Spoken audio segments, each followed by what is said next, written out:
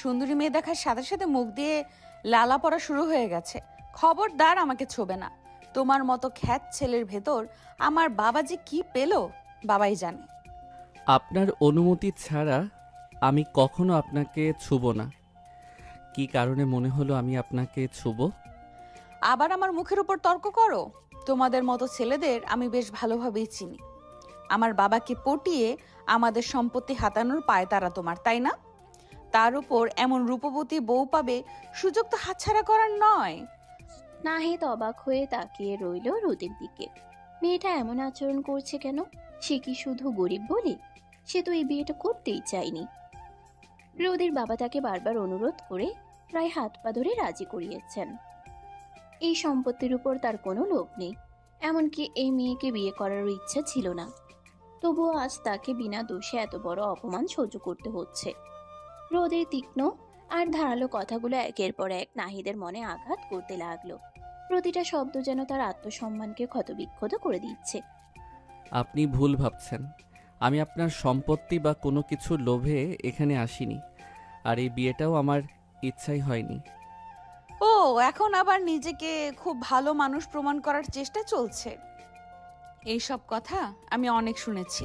গরিব ছেলেরা সুযোগ পেলে ঠিকই আসল রং দেখায়। গরিব হওয়া অপরাধ না, কিন্তু কাউকে না জেনে অপমান করা ওটা অবশ্যই ভুল। রোদ এক মুহূর্তের জন্য থেমে গেল। সে এমন জবাব আশা করেনি, কিন্তু নিজের অহংকার তাকে নরম হতে দিল না। তুমি আমাকে শেখাবে আমার নিজের বাড়িতে দাঁড়িয়ে? আমি কাউকে শেখাচ্ছি না, শুধু নিজের সম্মানটা রক্ষা করছি। শোনো, আমার জীবনে তোমার কোনো জায়গা নেই। এই বিয়ে শুধু বাবার জন্য হয়েছে। তুমি তোমার সীমার মধ্যে থাকবে। নাহিদ হালকা একটা হাসি দিল, কিন্তু সেই হাসিতে কোনো আনন্দ নেই, শুধু ক্লান্তি। চিন্তা করবেন না, আপনার জীবনে ঢোকার কোনো ইচ্ছা আমার নেই। আমি শুধু আমার দায়িত্বটা পালন করব, এর বেশি কিছু না। নাহিদ ধীরে ধীরে ঘর থেকে বের হয়ে গেল। রোদ একা দাঁড়িয়ে রইল। তার ভিতরে অদ্ভুত এক অস্থিরতা কাজ করছে। কেন যেন মনে হচ্ছে ছেলেটার কথায় কোথাও মিথ্যা নেই। তবুও সে নিজেকে শক্ত করে নিল। না, এরা সবাই একরকম। আমি ভুল ভাবছি না।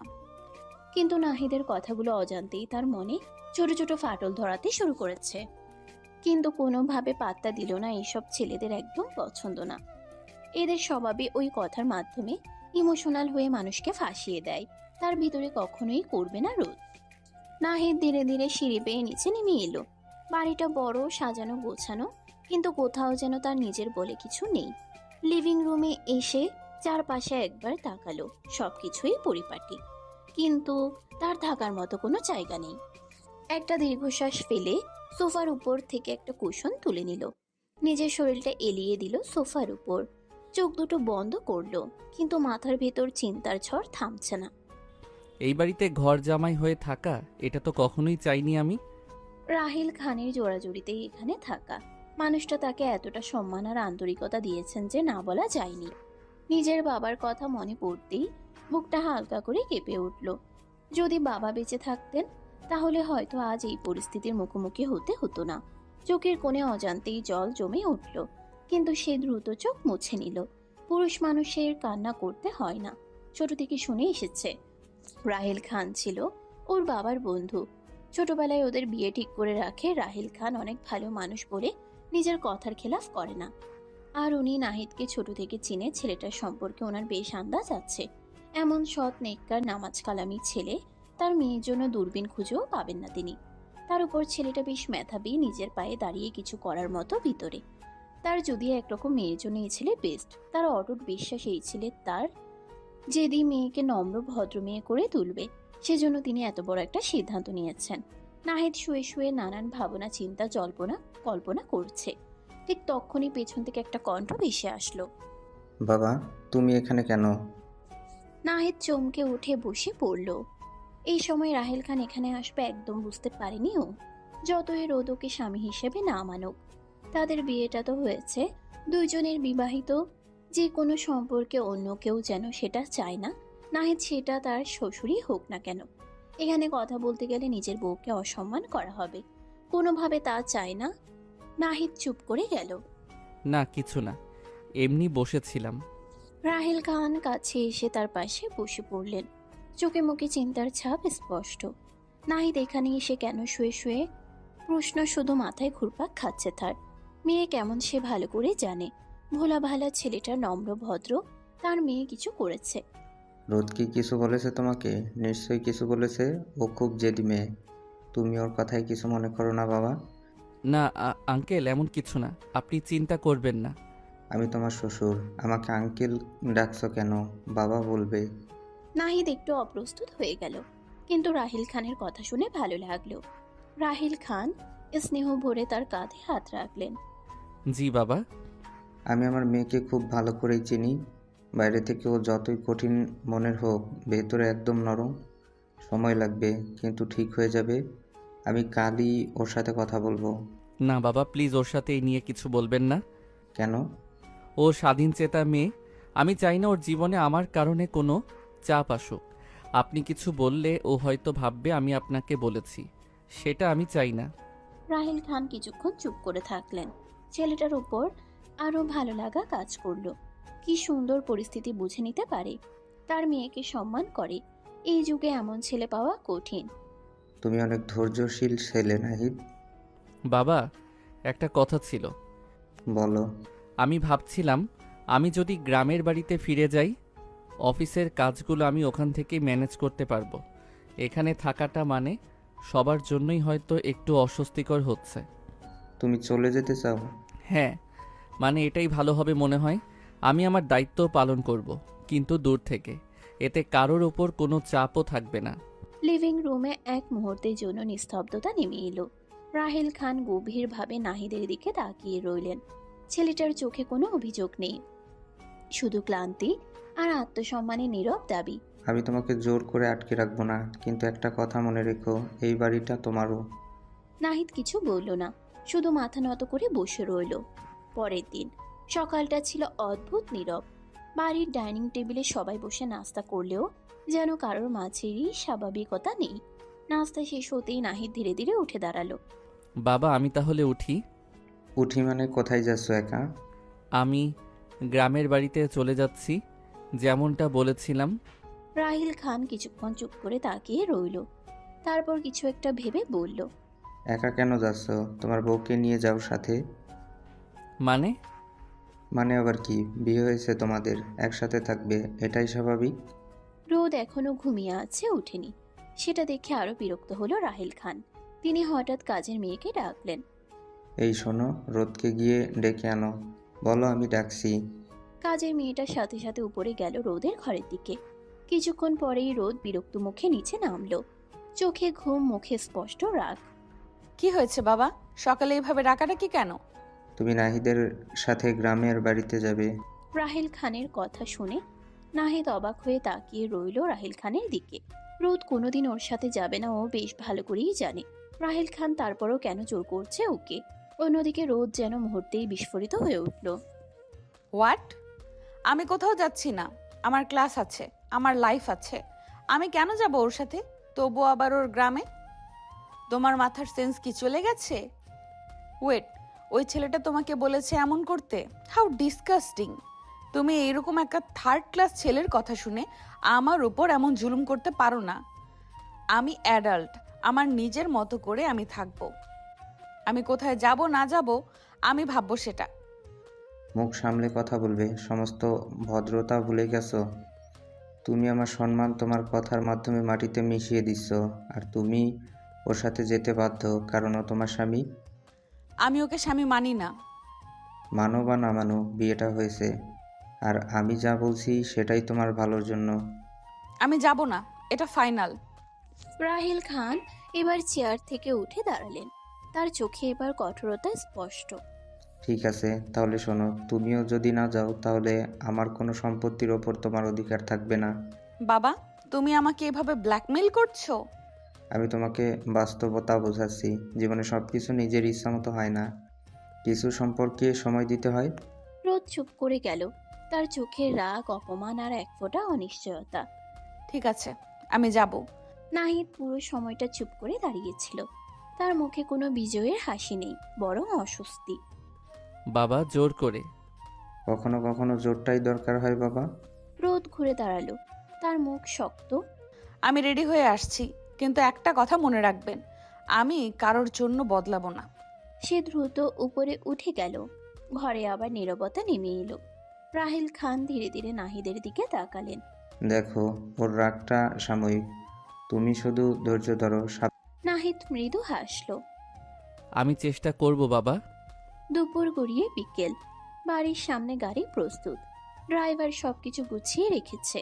নাহিদ নিচে দাঁড়িয়ে, তার চোখে কোনো উত্তেজনা নেই, শুধু দায়িত্ববোধ। উপরে ঘরে আমি কি করতে যাচ্ছি? ওই গ্রামের ছেলের সাথে গ্রামে যাচ্ছি? উফ। সে ব্যাগটা জোরে বন্ধ করলো, যেন নিজের রাগটাও ব্যাগের ভেতরে ঢুকিয়ে দিচ্ছে। কিছুক্ষণ পর রোদ ধীরে ধীরে নিচে নামলো। সবাই তাকিয়ে আছে তার দিকে। নাহিদ একবার তাকালো, তারপর আবার চোখ সরিয়ে নিল। সাবধানে যেও, আর পৌঁছে ফোন দিও। জি বাবা। রোদ কিছু বলল না, মুখ ঘুরিয়ে গাড়ি দিকে হাঁটতে লাগলো। গাড়ি চলতে শুরু করলো। শহরের কোলাহল ধীরে ধীরে কমে আসছে। দুজনের মাঝখানে অদৃশ্য একটা দেয়াল। নাহিদ জানালার বাইরে তাকিয়ে। রোদ ফোনে ব্যস্ত, কিন্তু আসলে সে শুধু স্ক্রল করছে, মন নেই। একটা কথা বলবো? বলুন। আমার সাথে বেশি কথা বলার চেষ্টা করবেন না। আমি সাইলেন্স পছন্দ করি। ঠিক আছে। এত সহজ উত্তর পেয়ে রোদ একটু থেমে গেল। সে ভেবেছিল তর্ক হবে। কিছুক্ষণ পর গাড়ি একটা ছোট দোকানের সামনে থামলো। কেন থামলো? আপনি সকাল থেকে কিছু খাননি, একটু কিছু খেয়ে নিন। আমি এইসব রাস্তার দোকানের খাবার খাই না। ঠিক আছে, আপনি নিয়ে আসুন, আমি এখানেই থাকছি।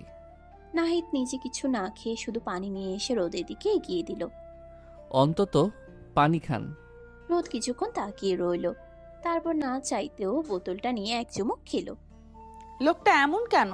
নাটক করছে নাকি সত্যি? রাস্তা বদলে গেল। চারপাশে সবুজ খোলা আকাশ, ধানের ক্ষেত, পাখির ডাক। রোদ বিরক্ত হয়ে জানালার বাইরে তাকালো, তারপর একটু থেমে গেল। এত সুন্দর! সে নিজেই অবাক হলো, এই প্রথমবার গ্রামের সৌন্দর্য তার চোখে ধরা দিল। কিন্তু সঙ্গে সঙ্গেই নিজেকে সামলে নিল। ধুলো আর গরম ছাড়া কিচ্ছু না। গাড়ি এসে থামলো এক সাধারণ কিন্তু পরিষ্কার বাড়ির সামনে। উঠানে গাছ, পাশে টিউবওয়েল। একজন বয়স্ক মহিলা দৌড়ে এলেন। নাহিদ বাবা। কেমন আছেন খালা? ভালো বাপ, এটাই কি তোমার বউ? জি। আসো মা, ভিতরে আসো। রোদ চারিদিকে তাকিয়ে দেখছে, বিরক্ত লাগছে এসব কিছু। মহিলাটা একটা ঘরে ওকে নিয়ে গেল। গ্রাম্য ঘর, একটা খাট, আলমারি আর বাক্স আছে, কিন্তু পরিপাটিভাবে গোছানো। আমি এখানে থাকবো? একটা ছোট মেয়ে দৌড়ে এসে নাহিদের হাত ধরলো। ভাইয়া, তুমি এতদিন পর এলে কেন? কাজ ছিল রে পাগলি। আর এই আপুকে? এটা তোমার ভাবি। ছোট মেয়েটার কথা শুনে রোদ ভ্রু কুঁচকে তাকালো, যেন ভাবি শব্দটাই তার কানে বেমানান লাগছে। কিন্তু সেদিকে আর পাত্তা দিল না। প্রচন্ড গরম এখানে, বিরক্ত লাগছে তার উপর, এতটা জার্নি করে এসেছে। আমি একটু ফ্রেশ হব। ওয়াশরুম কোথায়? এইদিকেই আপু, আমি দেখাচ্ছি। রোদ অনিচ্ছা নিয়ে মেয়েটার পিছু নিল। ঘরের পেছনের দিকে একটু হেঁটে যেতে হলো। চারপাশে খোলা জায়গা, গাছপালা, আর একটু দূরে টিনের তৈরি একটা ছোট ঘর। এটা আমাদের ওয়াশরুম আপু। রোদ থমকে দাঁড়ালো, তার চোখ বড় বড় হয়ে গেল। বলে কি, এই মেয়ে পাগল হয়ে গেছে? রোদের মুখ মুহূর্তেই বিরক্তিতে ভরে গেল। হোয়াট? এটা ওয়াশরুম? হ্যাঁ আপু, এইখানেই সবাই গোসল করে। তুমি সিরিয়াস? এখানে আমি গোসল করব? হ্যাঁ, পানি খুব ঠান্ডা, অনেক ভালো লাগে। আমার ভালো লাগবে না, একদম না। রোদ ঘুরে দাঁড়িয়ে দ্রুত ঘরের দিকে ফিরে গেল। তার মুখে ঘৃণা আর অস্বস্তি স্পষ্ট। ঘরে ঢুকেই, নাহিদ, জি। আমি এখানে থাকতে পারবো না। এই জায়গা, এই পরিবেশ, এই ওয়াশরুম, এটা কি? এটা গ্রাম, এখানকার জীবন এমনই। প্লিজ আমাকে এখান থেকে নিয়ে চলো, এক্ষুনি। আমি এখানে 1 মিনিটও থাকতে পারবো না। আপনাকে এখানেই থাকতে হবে। আপনার বাবা আপনাকে এখানে থাকতে বলেছে। ও প্লিজ, আবার বাবা? সব কিছুতে বাবার নাম আনবেন না। আমি কোনো গ্রামের মেয়ে না যে এসব সহ্য করব। আপনাকে কেউ সহ্য করতে বলছে না, শুধু কিছুদিন মানিয়ে নিতে বলছে। মানিয়ে নিতে? এই গরমে, এই ধুলোয়, এই জায়গায়? ছোট থেকে তুমি এসবের মধ্যে বড় হয়েছো, আমি না। তোমার কোনো আইডিয়া আছে আমি কিভাবে বড় হয়েছি? আর তুমি আমাকে এখানে নিয়ে এসেছো, তোমার এখানে নিয়ে আসার আগে একবার ভাবা উচিত ছিল না? আমার বাবার কাছ থেকে তো টাকা হাতিয়েছো বেশ ভালোই, সেগুলো দিয়েও তো ঠিক করতে পারতে কিছু জিনিস। ননসেন্স। নাহিদ নদীর কথাগুলো শুনে মুখটা ছোট হয়ে গেল। সে তো কোনো টাকাই নেয়নি, না বিয়েটা করতে চেয়েছে, তবু এত অপমান সহ্য করতে হচ্ছে। ঠিক তখনই একটা হাত পাখা নিয়ে সেই ছোট মেয়েটা এসে দাঁড়ালো। আপু, গরম লাগছে? আমি বাতাস করি? না, দরকার নেই। আপু, তুমি শহর থেকে আসছো না? শহরটা কেমন? অনেক বড়? হ্যাঁ, অনেক বড়, আর তোমাদের এই গ্রামের মতো না। তুমি কি অনেক সুন্দর সুন্দর জায়গায় যাও? এত প্রশ্ন করো কেন? চুপ করে থাকতে পারো না? মেয়েটা একটু চুপ হয়ে গেল। তার মুখের হাসিটা ম্লান হয়ে গেল। নাহিদ তার বোনের সাথে এমন ব্যবহার করা দেখে বেশ খারাপ লাগলো। ওর সাথে যা ইচ্ছে তাই করুক, তার বোনের সাথে এভাবে কেন কথা বলছে রোদ? ও ছোট, ওকে এভাবে বলার দরকার ছিল না। আপনি আমাকে শেখাবেন কিভাবে কথা বলতে হয়? আমি শুধু বলছি ওর কোনো খারাপ উদ্দেশ্য নেই। হ্যাঁ, সবাই তো খুব ভালো এখানে। নাহিদ রোদের প্রতিটা কথাই প্রচন্ড খারাপ অনুভব করছে। এতটা অহংকার কেন এই রোদের? ঠিক তখন খালা একটা থালা নিয়ে ঘরে ঢুকলেন। মা, কিছু খেয়ে নাও, অনেক দূর থেকে এসেছো। থালায় ছিল গরম ভাত, ডাল আর ভাজি, সাদা মাটা কিন্তু গরম গরম। সেটা দেখে রোদ চোখে খেয়ে ফেললো। এগুলো আমি খাই না। কেন মা? গরম গরম রান্না করেছি। আমি তো জানতাম না তোমরা আজকে আসবা। একটা দেশি মোরগ ধরে জবাই দিতাম, এখন খাও, পরে ওইটা জবাই দিব আমি। গরিবের বাড়ি, একটু মানিয়ে নেওয়ার চেষ্টা করো। আমরা যথাসম্ভব তোমাকে যত্নে রাখার চেষ্টা করব মা। আমি এসব খেতে পারবো না, আমার অন্য কিছু লাগবে। একটু খেয়ে দেখুন, খারাপ লাগবে না। আপনি প্লিজ চুপ করবেন? আমি কি খাবো না খাবো সেটা আমি জানি। ঘরের ভিতর আবার অস্বস্তিকর নীরবতা নেমে এলো। খালার মুখটা মলিন হয়ে গেল, কিন্তু কিছু বললেন না। ছোট মেয়েটা ধীরে ধীরে আবার এগিয়ে গেল। আপু, তুমি যদি না খাও তাহলে আমি তোমার সাথে বসে থাকবো। তুমি কি আমাকে একা থাকতে দিতে পারো না? এবার মেয়েটা একদম চুপ হয়ে গেল। ধীরে ধীরে নাহিদের পাশে গিয়ে দাঁড়ালো। যাও, বাইরে খেলো। আচ্ছা ভাইয়া। মেয়েটা চলে গেল। ঘরের ভিতর শুধু গরম আর অস্বস্তি। নাহিদ রোদের দিকে তাকালো। রোদ মাথায় 2 হাত চেপে খাটের উপর বসে পড়ল। উফ, এই গরমটা আমি সহ্য করতে পারছি না। কিছুক্ষণ পর অভ্যাস হয়ে যাবে। আমি চার্জার ফ্যানের ব্যবস্থা করছি। তোমার হতে পারে, আমার হবে না। আমি কোথায় এসে পড়লাম? বিকেলের রোদটা একটু নরম হতে শুরু করেছে, কিন্তু ঘরের ভিতর এখনো গুমোট গরম। রোদ খাটে বসে আছে, মুখে বিরক্তি। নাহিদ বাইরে গিয়ে একটা ছোট চার্জার ফ্যান এনে চালু করলো। এটা একটু সামনে রাখুন, হয়তো একটু আরাম পাবেন। রোদ কিছু না বললে ফ্যানের দিকে তাকিয়ে রইল। হালকা বাতাসটা মুখে লাগতেই সে একটু স্বস্তি পেল, কিন্তু মুখে সেটা প্রকাশ করলো না। এত কেয়ার করছে কেন? নাটক নাকি সত্যি? ঠিক তখনই বাইরে থেকে ছোট মেয়েটার হাসির শব্দ ভেসে আসছে। কিছু বাচ্চা মিলে খেলছে উঠানে। রোদ বিরক্ত হয়ে কান বন্ধ করতে গেল, কিন্তু হঠাৎ থেমে গেল। এত চিল্লা পাল্লা, এত এইসব পরিবেশ একটুও পছন্দ হচ্ছে না তার। যে করেই হোক এখান থেকে যাওয়ার প্ল্যান করতে হবে। নেট পাচ্ছে না ফোনে ভালো। কিছুক্ষণ পর মা, একটু লেবুর শরবত করে এনেছি, গরমে ভালো লাগবে। রাখুন। খালা হালকা হাসলেন, গ্লাসটা রেখে চলে গেলেন। রোদ গ্লাসটা হাতে নিয়ে একটু চুমুক দিল, খারাপ না তো? কিন্তু সঙ্গে সঙ্গে নিজেকে সামলে নিল। ঠিক আছে। সন্ধ্যার সময় গ্রামে সন্ধ্যা নামে অন্যরকম ভাবে। মসজিদ থেকে আজানের ধ্বনি ভেসে আসছে। চারপাশে এক ধরনের শান্তি। নাহিদ উঠানে দাঁড়িয়েছিল। সে ধীরে ধীরে হাত তুলে দোয়া করলো, তারপর নামাজ পড়তে বসলো। রোদ দরজার আড়াল থেকে তাকিয়ে আছে, কিন্তু সঙ্গে সঙ্গে নিজেকে সামলে নিল। সন্ধ্যার সময় গ্রামে সন্ধ্যা নামে অন্যরকম ভাবে। মসজিদ থেকে আজানের ধ্বনি ভেসে আসছে। চারপাশে এক ধরনের শান্তি। নাহিদ উঠানে দাঁড়িয়েছিল। সে ধীরে ধীরে হাত তুলে দোয়া করলো, তারপর নামাজ পড়তে বসলো। রোদ দরজার আড়াল থেকে তাকিয়ে আছে। এখনো এসব করে? শহরে কেউ এত নিয়ম মেনে চলে না। কিন্তু তার চোখে এক ধরনের অদ্ভুত শান্তি ধরা পড়ল, যেটা সে নিজে অনেকদিন অনুভব করেনি। মা, রাতের খাবার রেডি, এবার না বলো না। রোদ একটু চুপ করে রইল। পেটটা হালকা কাঁপছে। সকাল থেকে রীতিমতো কিছু খায়নি, তবে না খেয়ে থাকলে অসুস্থ হয়ে যাবে। আরও একদম খিদে সহ্য করতে পারে না, তবে এতক্ষণ না খেয়ে আছে। একটু খেয়ে নিন, না খেলে শরীর খারাপ করবে। রোদ এবার তর্ক করল না, ধীরে ধীরে এসে বসে পড়ল। খালা ভাত, ডাল আর আলু ভাজি তুলে দিলেন। রোদ সন্দেহ নিয়ে প্রথম লোকমাটা মুখে দিতে এসে থেমে গেল, এত ভালো লাগছে কেন? কিন্তু মুখে বলল। খারাপ না। নাহিদের মুখে হালকা হাসি ফুটল, কিন্তু সে কিছু বলল না। রাত গভীর হলে বিদ্যুৎ চলে গেছে, চারপাশে অন্ধকার, শুধু হারিকেনের আলো। হোয়াট? এখানে কারেন্টও থাকে না? মাঝে মাঝে। আমি ঘুমাতে পারবো না। ভয় লাগছে? না, ভয় না, মানে নাহিদ, জি। তুমি এখানে একা থাকো এতদিন?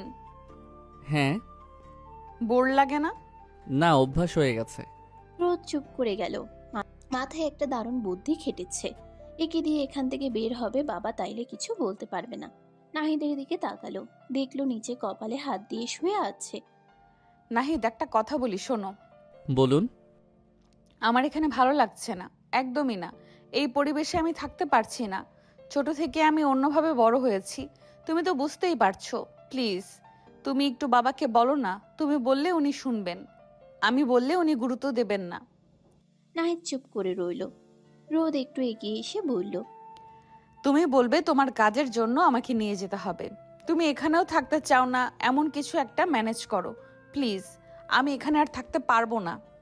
আচ্ছা, আমি কথা বলবো। রোদ কিছুক্ষণ তাকিয়ে রইল, তারপর ঠোঁটের কোণে একটা ছোট বিজয়ের হাসি ফুটে উঠল। হয়ে গেছে, এবার এখান থেকে বের হওয়া যাবে। পরদিন সকাল। সকালের আলো উঠোনে ভরে গিয়েছে। পাখির ডাক, হালকা ঠান্ডা বাতাস, সব মিলিয়ে গ্রামের আরেকটা সুন্দর সকাল। কিন্তু রোদের মধ্যে কোনো আগ্রহ নেই। সে তাড়াতাড়ি উঠে রেডি হয়ে নিল। মা, এত সকালে উঠে পড়েছ, একটু নাস্তা করে যেও। না, লাগবে না, দেরি হয়ে যাবে। আবার আসবা তো মা, তোমাকে খুব ভালো লেগেছে। এইসব কোনো কথায় কান দিতে ইচ্ছে করছে না। এখন খুশি খুশি লাগছে, এটা যে বাড়ি যেতে পারবে, এই পরিবেশ থেকে মুক্তি পেয়ে যাবে। এত তাড়াতাড়ি একবারও ভাবিনি রোদ। ভেতরে বিরক্ত হলেও মুখে হালকা হাসি টানলো। দেখা যাবে। আপু, তুমি আবার আসবা, আমরা খেলবো। ছোট মেয়েটা দৌড়ে এসে রোদের হাত ধরলো। রোদ হাতটা আস্তে করে ছাড়িয়ে নিল। হ্যাঁ, দেখি। বিদায়ের সময় খালা দরজার পাশে দাঁড়িয়ে, চোখে মায়া। ছোট মেয়েটা একদম চুপ, শুধু নাহিদের হাত ধরে আছে শক্ত করে। ভাইয়া, আবার কবে আসবা? খুব তাড়াতাড়ি। তুমি ভালো করে পড়াশোনা করবে, ঠিক আছে? মেয়েটি মাথা নেড়ে বলল। রোদ একবার তাকালো মেয়েটার দিকে, কিছু একটা বলতে চেয়েও বলল না, শুধু মুখ ঘুরিয়ে গাড়িতে উঠে বসলো। সাবধানে যেও বাবা, আর মা, আবার আসবা। দেখি। গাড়ি ধীরে ধীরে চলতে শুরু করলো। গ্রামের সবুজ কাঁচা রাস্তা, সেই টিনের ঘর, সব পেছনে পড়ে যেতে লাগলো। রোদের মুখে এক ধরনের স্বস্তি। শেষমেশ বের হতে পারলাম।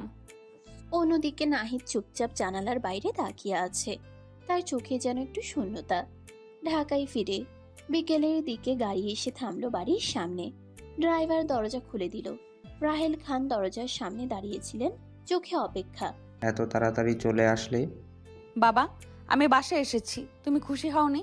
রোদ মুখ গোমরা করে ফেলল। রাহেল খান মৃদু হেসে এগিয়ে এসে মেয়ের মাথায় হাত বুলিয়ে দিলেন। খুশি তো হয়েছি মা, কিন্তু মেয়েদের বিয়ের পর শ্বশুরবাড়িতে থাকা উচিত। প্লিজ বাবা, এই থার্ড ক্লাস মার্কা কথাবার্তা তুমি বলছো? সিরিয়াসলি? বাবা, আসলে আমার জবের জন্যই চলে আসতে হলো, কিছু জরুরি কাজ ছিল। তাই নাকি? জি। আর আমি ভাবছি আমি ম্যাসে থাকবো, এখানে থাকবো না। রোদকে এখানে রেখে গেলাম। না, তুমি কোথাও যাবে না, এই বাড়িতেই থাকবে। কিন্তু বাবা। আমি যা বলেছি তাই হবে। নাহিদ চুপ করে গেল, সে আর কিছু বলল না। কিছুক্ষণ পর নাহিদ ধীরে ধীরে রোদের রুমে দরজার সামনে এসে দাঁড়ালো। কিছুক্ষণ ইতস্তত করে দরজায় নক করলো। কে? আমি। আসো। নাহিদ দরজা খুলে ভিতরে ঢুকলো। রুমটা আগের মতোই পরিপাটি, আধুনিক, ঠান্ডা।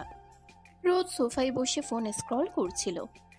তুমি যেহেতু আমাকে এখানে নিয়ে এসেছো, তাই তুমি রুমে থাকতে পারো, কিন্তু একটা কথা মনে রাখবে, তুমি সোফায় থাকবে আর আমার আশেপাশে আসার চেষ্টা করবে না। ঠিক আছে। গুড। রাত ধীরে ধীরে নেমে এসেছে। ঘরের ভিতর নীরবতা, এসির হালকা শব্দ আর ফোনে স্ক্রোলের টিপ টিপ আওয়াজ ছাড়া কিছু নেই। নাহিদ চুপচাপ সোফায় এক কোণে বসে আছে। একটা ছোট ব্যাগ থেকে কাপড় বের করে গুছিয়ে রাখলো। এই ঘরে তার কোনো আলমারি নেই, কোনো নির্দিষ্ট জায়গা নেই, তবুও সে নিজের মতো করে মানিয়ে নেওয়ার চেষ্টা করছে। রোদ একবার তাকালো, তারপর আবার ফোনে চোখ নামিয়ে নিল। তুমি এত চুপচাপ থাকো কেন? কথা বলার মতো কিছু থাকলে বলি। ও, মানে আমার সাথে কথা বলার মতো কিছু নেই? আপনি তো নিজেই বলেছেন আপনি সাইলেন্স পছন্দ করেন। কথাটা শুনে রোদ একটু থেমে গেল। নিজের কথাই যেন নিজের বিরুদ্ধে চলে গেল। নিজের উপর বেজায় বিরক্ত হলো। কথাটা কোনো রকম ঘোরানোর চেষ্টা করলো। ঠিক আছে, এত সিরিয়াস হওয়ার দরকার নেই। তোমার গ্রামের বাড়ি থেকে এত তাড়াতাড়ি চলে আসতে সমস্যা হলো না? সমস্যা হলে কি আসতাম? তুমি কি সত্যিই আমার জন্য এসেছো? আপনি তো তাই চেয়েছিলেন। আমি তো বলেছিলাম তুমি ম্যানেজ করে বলো। আমি ম্যানেজ করিনি, সত্যি কাজ ছিল। লোকটা এমন কেন? একবারও আমাকে দোষ দিচ্ছে না। তারপর নিজেই নিজের উপর বিরক্ত হলো আবার। এই ছেলেকে কোনো মতে বিশ্বাস করা যাবে না। এরা প্রথম এমন ভালো সাজার নাটক করবে, পরবর্তীতে আসল রূপ দেখাবে। এর শায়েস্তা করা লাগবে। সমস্ত ভদ্রগিরি বের করে দিব এবার। পরের দিন সকালবেলা রোদ আর নাহিদ জানতে পারলো রাহিল খান বাড়িতে থাকবে না। অফিসের কাজে তাকে বাইরে যেতে হবে। এটা শুনে রোদ বেশ খুশি হলো। বাবা থাকবে না, এই সুযোগে এই ছেলের অবস্থা টাইট করে ছাড়বে ও। নাহিদকে সাথে নিয়ে কলেজের উদ্দেশ্যে রওনা হলো। কলেজে এসে গাড়ি থেকে নেমে রোদ নাহিদের দিকে তাকিয়ে বলল, আমার অনেক খিদে পেয়েছে, আমার জন্য খাবার ম্যানেজ করো। আমি স্যান্ডউইচ খাবো। অবশ্যই বাসাটা হতে হবে। তুমি বাসায় গিয়ে আবার স্যান্ডউইচ নিয়ে আসো। আচ্ছা, আমি নিয়ে আসছি, আপনি ততক্ষণ ক্লাস করুন। নাহিদ বুঝতে পারছে নদী তাকে অপমান করতে চাচ্ছে, তবু কিচ্ছু মনে করলো না। কতদূর কি করতে পারে দেখতে চাই শুধু। নদীও নাহিদের দিকে তাকালো। নাহিদ এক কথায় রাজি হয়ে যাওয়ায় একটু অবাক হলো, তবু পাত্তা দিল না। সামনে এগিয়ে এসে দেখলো ওর বন্ধু বান্ধব সব দাঁড়িয়ে আছে। তাদের দেখে এগিয়ে গেল, ওরাও এগিয়ে আসলো। কি রে রোদ, কই ছিলি রে তুই কাল? কোনো খোঁজ পাচ্ছিলাম না কেন? নাইট ক্লাবে আসিসনি, কি ব্যাপার? সরি, আমি একটু ব্যস্ত ছিলাম। আজকে যাব নাইট ক্লাবে। অবশ্যই, টেনশন করিস না। রিকি কই? হাই রোদ, এই যে আমি। কি অবস্থা তোমার? আজকে নাইট ক্লাবে জয়েন করবা আমাদের সাথে? না, আজকে আমাদের বাড়িতে পার্টি রাখি, তোমরা আসো। নাহিদ প্রায় দৌড়াতে দৌড়াতে কলেজের গেটের ভেতরে ঢুকলো। হাতে একটা ব্যাগ, ভেতরে যত্ন করে রাখা স্যান্ডউইচ। রোদ যেভাবে বলেছিল বাসারটাই এনে দিয়েছে। ওদের গ্রুপটা একটু দূরে দাঁড়িয়ে হাসাহাসি করছিল। নাহিদ এগিয়ে আসতেই রোদ চোখ তুলে তাকালো। তারপর ব্রুকুচকে বলে, এত লেট হলো কেন? রাস্তা একটু। অজুহাত দেওয়ার দরকার নেই। একটা স্যান্ডউইচ আনতে এত সময় লাগে? নাহিদ চুপ করে ব্যাগটা এগিয়ে দিল। রোদের দিকে শুধু তাকালো এক পলক। ঠিক তখনই রিয়ার চোখে পড়ে গেল নাহিদকে। এই রোদ, এটাকে? রোদ ঠোঁট বাঁকিয়ে রিয়ার দিকে তাকালো, চোখে বিরক্তি। রিয়া একটু কৌতূহলী চোখে নাহিদের দিকে তাকিয়ে রইল, তারপর হালকা হেসে, উফ, দেখতে তো বেশ হ্যান্ডসাম। কে রে, নতুন কেউ নাকি? তোর কি রুচির দুর্ভিক্ষ হয়েছে নাকি? মানে তাহলে কেউ? ও ও আমার বডিগার্ড, বলা চলে কাজের লোক। ড্রাইভার ভাবতে পারিস, যে কোনো একটা। কথাটা শেষ হতেই চারপাশে হালকা হাসির শব্দ উঠল। কেউ কেউ মুখ চেপে হাসছে, কেউ আবার সরাসরি তাকিয়ে আছে নাহিদের দিকে। নাহিদ অবাক হয়ে রোদের দিকে তাকালো। তার চোখে স্পষ্ট আঘাত। এক মুহূর্তের জন্য মনে হলো কিছু একটা বলবে, কিন্তু বলল না, শুধু মাথা নিচু করে দাঁড়িয়ে রইল। এই প্রথম না, তবুও আজকের অপমানটা যেন একটু বেশি লাগলো। একা হলে হয়তো সহ্য করা সহজ ছিল, কিন্তু সবার সামনে। সিরিয়াসলি, এত হ্যান্ডসাম বডিগার্ড রাখছিস? কি করব বল, সিকিউরিটি তো লাগেই। রিয়া এখনো নাহিদের দিকে ফ্যালফেল চোখে তাকিয়ে আছে। নাহিদের হাতটা ধীরে ধীরে মুঠো হয়ে গেল, কিন্তু সে নিজেকে সামলে নিল। আপনার স্যান্ডউইচ। ঠিক আছে, তুমি যেতে পারো। নাহিদ কিছুক্ষণ দাঁড়িয়ে রইল। কিছু বলার ছিল, কিন্তু শেষ পর্যন্ত কিছুই বলল না। পেছন থেকে আবার হাসির শব্দ ভেসে এলো। হাঁটতে হাঁটতে নাহিদের মনে শুধু একটা কথাই ঘুরতে লাগলো। আমি কি সত্যি এতটা ছোট? অন্যদিকে রোদ স্যান্ডউইচে কামড় দিল।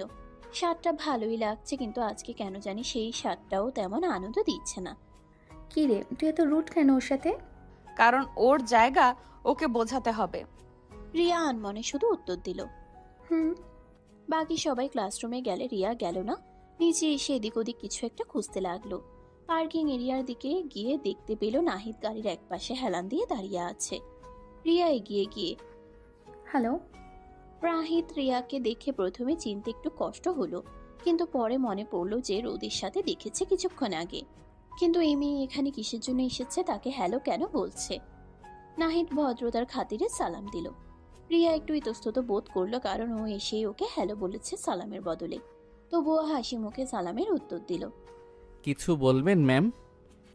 এই আপনি আমাকে ম্যাম কেন বলছেন? আমার নাম রিয়া, আমাকে রিয়া বলে ডাকতে পারেন। জি ম্যাম, অবশ্যই। আবার ম্যাম বলছেন? রিয়া ঠোঁট ফুলিয়ে একটু বিরক্তি দেখালো। নাহিদ একটু অপ্রস্তুত হয়ে গেল, কি বলবে বুঝে উঠতে পারছে না। না মানে অভ্যাস হয়ে গেছে। অভ্যাস বদলাতে সময় লাগে না, একবার চেষ্টা করে দেখুন। রিয়া। জি, রিয়া। নামটা বলতে গিয়েও যেন একটা সংকোচ কাজ করছিল তার মধ্যে। রিয়া সেটা লক্ষ্য করলো, কিন্তু কিছু বলল না, বরং অন্য প্রসঙ্গে গেল। আঙ্কেলের কাছ থেকে কিছুটা শুনেছে নাহিদ আর রোদের ব্যাপারে। নাহিদকে দেখে কিছুটা চিনতে পেরেছিল রিয়া। প্রথমে রোদের ব্যবহার বেশ অবাকই হয়েছে। নাহিদকে দেখে কেন জানি ওর অনেক ভালো লেগেছে। কিভাবে পারছে রোদ এইভাবে অপমান করতে সবার সামনে ছেলেটাকে? এখনকার যুগে এমন ছেলে কি খুঁজে পাওয়া যাবে একটা দুইটা? জিনিস কাছে থাকলে জিনিসের মর্ম বোঝে না মানুষ। প্রমাণ রোদ যেটা করছে সেটা। আপনি মানে তুমি তুমি কি সত্যিই রোদের ড্রাইভার? প্রশ্নটা শুনে নাহিদ হালকা হেসে ফেলল। সেই হাসিতে একটু কষ্ট মিশেছিল। কি বলবে, যেখানে নিজের বউ সবার সামনে তাকে ড্রাইভার বলে পরিচয় করিয়েছে কাজের লোক, এখন যদি সত্যটা বলে রোদকে অপমানিত হতে হবে, সেটা নাহিদ কোনোভাবেই চায় না। কারণ রোদ এতে উল্টো ওকে আরো ভুল বুঝবে। মানুষ যা ভাবে আমি তাই। এইটা তো উত্তর না। সব প্রশ্নের সরাসরি উত্তর দেওয়া যায় না। ও যা বলল খারাপ লেগেছে তাই না? আমি কিন্তু তোমার আর রোদের ব্যাপারে কিছু কিছু জিনিস জানি, আঙ্কেল আমাকে বলেছে, তাই আমার থেকে না লুকোলেও চলবে। তোমাকে আমার খুবই ভালো লেগেছে, আমাকে তোমার বন্ধু বানাবে? রোদের কথাগুলো খুবই অপমানজনক লেগেছিল, আমি বুঝতে পারছি তোমার অনেক খারাপ লেগেছে তাই না? প্রশ্নটা খুব সহজ ছিল, কিন্তু উত্তরটা কঠিন। নাহিদ চোখ সরিয়ে নিল। এখন লজ্জা লাগছে, ও রিয়া সব জানে। ওর সামনে রোদ এভাবে বলল ওকে। না, অভ্যাস হয়ে গেছে। অভ্যাস হয়ে গেলেই কি কষ্ট লাগে না? সবার সামনে এমনভাবে কথা বলা ঠিক না, ও একটু বেশিই বলে ফেলে। ও যা বলে সেটা বলার অধিকার ওর আছে। কেন? কারণ আমি কিছুই না। কথাটা বলার সময় নাহিদ নিজের দিকে তাকালো, যেন নিজেকেই মাপছে। রিয়ার বুকটা কেমন যেন ধক করে উঠল। তুমি নিজেকে এত ছোট করে দেখো কেন? আমি ছোট না, আমার অবস্থান ছোট। নিজেকে ছোট মনে করলে সবাই তোমাকে ছোট ভাবেই দেখবে। সবার আগে নিজেকে নিজের সম্মান করতে হয়, এটা জানো তো তুমি? নিজের কিন্তু অনেক কিছু করতে পারো, চেষ্টা করো। আর আজ থেকে কিন্তু আমরা ফ্রেন্ড হলাম, মনে থাকবে তো? যে কোনো প্রয়োজনে আমার কাছে হেল্প চাইতে পারো তুমি, আমি সবসময় হেল্প করতে রাজি আছি। আর একটা কথা, তুমি সকালে নাস্তা করেছো দেখে তো মনে হচ্ছে না। সকালের নাস্তা তো করোনি, আমি তোমাকে দিই। আরে আরে কি করছো রিয়া, লাগবে না। লাগবে না মানে? তুমি এখনই আমার সামনে খাবে, বন্ধু বলেছো, আবার বন্ধুর সাথে এমন ব্যবহার করছো। লাগবে নাকি মানে? বন্ধুর কাছ থেকে জিনিস কেড়ে নিয়ে খেতে হয়, বুঝেছো? নাহিদ তখন রিয়ার দিকে তাকালো সরলভাবে। মেয়েটা বেশ মিশুক, একটু তার সাথে কিভাবে মিশে গেল। রিয়া জোর করে নাহিদের হাতে একটা বিস্কিটের প্যাকেট আর পানির বোতল ধরিয়ে দিল। নাহিদ না পেরে সেই খেতেই হলো ওর দেওয়া খাবার। রিয়া কিছুক্ষণ পর ওইখান থেকে চলে গেল নাহিদের থেকে বিদায় নিয়ে। নাহিদ রোদের ক্লাস শেষ হওয়ার অপেক্ষা করছে। রাহেল খান ওকে দায়িত্ব দিয়ে গেছে রোদের দেখাশোনা করার জন্য। নাহিদ অনেকক্ষণ ধরে দাঁড়িয়ে রয়েছে, এদিকে রোদের দেখা মিলছে না। ভার্সিটি থেকে সবাই চলে যাচ্ছে, আস্তে আস্তে ফাঁকা হয়ে যাচ্ছে, কিন্তু রোদের দেখা এখনো মিলল না। আধা ঘন্টা পর রোদ আসলো, সাথে ওর বন্ধু বান্ধব। তাও তাদেরকে বিদায় দিয়ে রোদ নাহিদের সামনে এসে দাঁড়ালো। কি এভাবে হা করার মতো করে দাঁড়িয়ে আছো কেন? অনেক টায়ার্ড লাগছে, তাড়াতাড়ি বাসায় নিয়ে চলো। নাহিদ কোনো উত্তর দিল না। রোজ গাড়িতে ওঠার পর নাহিদ গিয়ে ড্রাইভ করা শুরু করলো। কিছুক্ষণের মধ্যেই বাড়ি চলে আসলো ওরা। বাড়ি এসেই রোদ নিজের রুমে চলে গেল। নাহিদ নিজের দিকে তাকালো। ঘেমে একাকার হয়ে গেছে, তার শরীর নিজেরও ফ্রেশ হওয়া দরকার। কিন্তু কি করবে এখন? ও সমস্ত জামা কাপড় রোদের রুমে শিফট করা হয়েছিল। রাহিল খান এখন নেই, রোদ 1 মিনিট ওই রুমে থাকতে দিবে না ওকে, ও বেশ ভালোই জানে। কিন্তু কি করার, ফ্রেশ তো হতেই হবে। সে ভাবনা ভেবেই রোদের রুমের দিকে হাঁটা ধরলো। রুমে এসে নক করলো 2-3 বার, কিন্তু ভিতর থেকে কোনো সাড়া শব্দ পেল না। হালকা ধাক্কা দিতে দরজাটা খুলে গেল। নাহিদ ভাবলো ব্যাগটা নিয়েই চলে আসবে। রোদ মনে হয় ওয়াশরুমে এটাই সুযোগ, তাই যেই ভাবনা সেই কাজ। নাহিদ দূরত্ব গিয়ে নিজের ব্যাগ হাতে তুলে পিছনে ঘুরে আসতে নিলে জোরে ধাক্কা খেল রোদের সাথে। রোদ ওয়াশরুম থেকে শুধু একটা টাওয়াল পরা রয়েছে। ধাক্কাটা এত হঠাৎ ছিল যে দুজনেই কিছুক্ষণ স্থির হয়ে গেল। নাহিদের পিঠ দরজায় ঠেকে আছে, আর রোদ এতটাই কাছে একটুখানি নড়লেই ঠোঁট ছুঁয়ে গেল। দুজনের নিঃশ্বাস একে অপরের মুখে লাগছে। সময়টা যেন থেমে গেছে। নাহিদ হক চকিয়ে দ্রুত সরে যেতে চাইল, কিন্তু ঠিক তখনই রোদ নিজেকে সামলে নিয়ে জোরে তাকে ধাক্কা দিয়ে দূরে সরিয়ে দিল। বাহ, এতদিনে আসল রূপটা বের হলো। কি বলছেন আপনি? আমার শরীরের দিকে তোমার নজর, তাই না? দরজা খোলা দেখে এই সুযোগটা লুফে নিলে। না, আমি শুধু... চুপ। আমার দিকে ওই চোখে তাকিয়েছিলে অনেক দিন ধরে। আমি বুঝি না ভেবেছো আমার উপর নজর ছিল, তাই না? আগে বললেই তো পারতে, এত নাটক করার কি দরকার ছিল? নাহিদ স্তব্ধ হয়ে তাকিয়ে রইল। কথাগুলো ছুরির মতো কেটে গেল নাহিদের ভেতরটা। রোদ এটা কি বলল? ও চাইলে তো আগে নিজের অধিকার আদায় করে নিতে পারত। হ্যাঁ, অধিকারই তো। রোদের উপর সম্পূর্ণ অধিকার আছে ওর, বিবাহিত স্ত্রীও। কিন্তু তবু কোনো কিছু করেনি একই রুমে থেকে। আর এখন এই সামান্য ব্যাপার নিয়ে রোদ ওকে এত বড় অপবাদ দিচ্ছে, যেখানে রোদের জন্য সম্পূর্ণ হালাল। কি ভেবেছো আমি কিছু বুঝি না? সারাদিন চুপচাপ থাকো, ভদ্র সাজার চেষ্টা করো, আর সুযোগ পেলেই... সত্যি বলতে কি, তোমার মতো ছেলেদের আমি খুব ভালো করেই চিনি। আপনি সীমা ছাড়িয়ে যাচ্ছেন। সীমা? তোমার আবার সীমা আছে? নিজের জায়গাটা ভুলে গেছো নাকি? তুমি এখানে কি সেটা মনে করিয়ে দিতে হবে। নাহিদের হাত মুঠো হয়ে গেল, কিন্তু সে কিছু বলল না। একটা কাজের লোক, একটা ড্রাইভার বলা চলে, আর তুমি ভাবছো তুমি আমার সমান হয়ে দাঁড়াতে পারো? নাকি ভাবছো আমাকে ছুলেই তুমি কিছু হয়ে যাবে? আমি আপনাকে ছোঁয়ার কথা ভাবিও না। হো প্লিজ, নাটক করো না। একটু আগে কি হচ্ছিল সেটা আমি দেখিনি। আমি বলেছি এটা দুর্ঘটনা ছিল। আর আমি বলছি এটা ইচ্ছে করে। কিন্তু দুঃখের বিষয়, তুমি ভুল মানুষকে বেছে নিয়েছো। কথাটা বলেই রোদ সোজা হয়ে দাঁড়ালো। নাহিদ রোদের দিকে তাকিয়ে আছে, অবাক হচ্ছে রোদের অহংকারী কথাবার্তা শুনে। টাকা থাকলেই যে ভদ্রতা সভ্যতা আসে সেটা রোদকে না দেখলে হয়তো বুঝতো না। রোদ আয়নার দিকে তাকিয়ে, আমার লেভেলে আসার চেষ্টা করো না। আয়নায় নিজেকে একবার দেখো, তারপর আমার দিকে তাকাবে। নাহিদ কিছুক্ষণ চুপ করে রইল। তার চোখে স্পষ্ট অপমান, কিন্তু সেই সাথে একটা অদ্ভুত শান্তি। সে ধীরে ধীরে ব্যাগটা হাতে নিল। আমি কখনো আপনার লেভেলে আসার চেষ্টা করিনি, আর আল্লাহ আপনার লেভেলে কখনো যাতে আমাকে না নিয়ে যাওয়ায় আমি অনেক খুশি হব, কারণ আমি জানি মানুষ লেভেল দিয়ে বড় হয় না। রোদ এক মুহূর্তের জন্য থেমে গেল, কিন্তু কিছু বলল না। নাহিদ দরজার দিকে এগিয়ে গেল, হাত বাড়িয়ে দরজা খুলল, তারপর হালকা থেমে আবার বলল, আর একটা কথা, সম্মান কেউ দিলে পাওয়া যায় না, নিজের আচরণেই সেটা তৈরি হয়। তারপর আর কিছু না বলে বেরিয়ে গেল। দরজা বন্ধ হওয়ার শব্দটা এবার আগের চেয়ে অনেক ভারী লাগলো। রোদ স্থির হয়ে দাঁড়িয়ে রইল। তার ভিতরে রাগ এখনো আছে, কিন্তু কোথাও একটা অস্বস্তিও কাজ করছে। নাহিদ ওকে এতগুলো কথা শুনিয়ে দিয়ে গেল কেন? একটু বেশি এবার বেড়েছে। বিরক্ত লাগছে সবকিছু রোদের এখন। বিকেলের আলোটা তখন ধীরে ধীরে নরম হয়ে এসেছে। বাড়ির বাগান জুড়ে হালকা বাতাস বইছে, ফুলের গন্ধে চারপাশটা শান্ত। কিন্তু সেই শান্তির মধ্যে বসে থাকা নাহিদের মনটা ততটা শান্ত না। নাহিদ মাটির কাছে ঝুঁকে গাছের আগাছা পরিষ্কার করছিল। রোদই তাকে কাজটা করতে বলেছিল। কাজ করছে, ঠিক তখনই গেটের দিক থেকে কারো কণ্ঠ ভেসে এলো।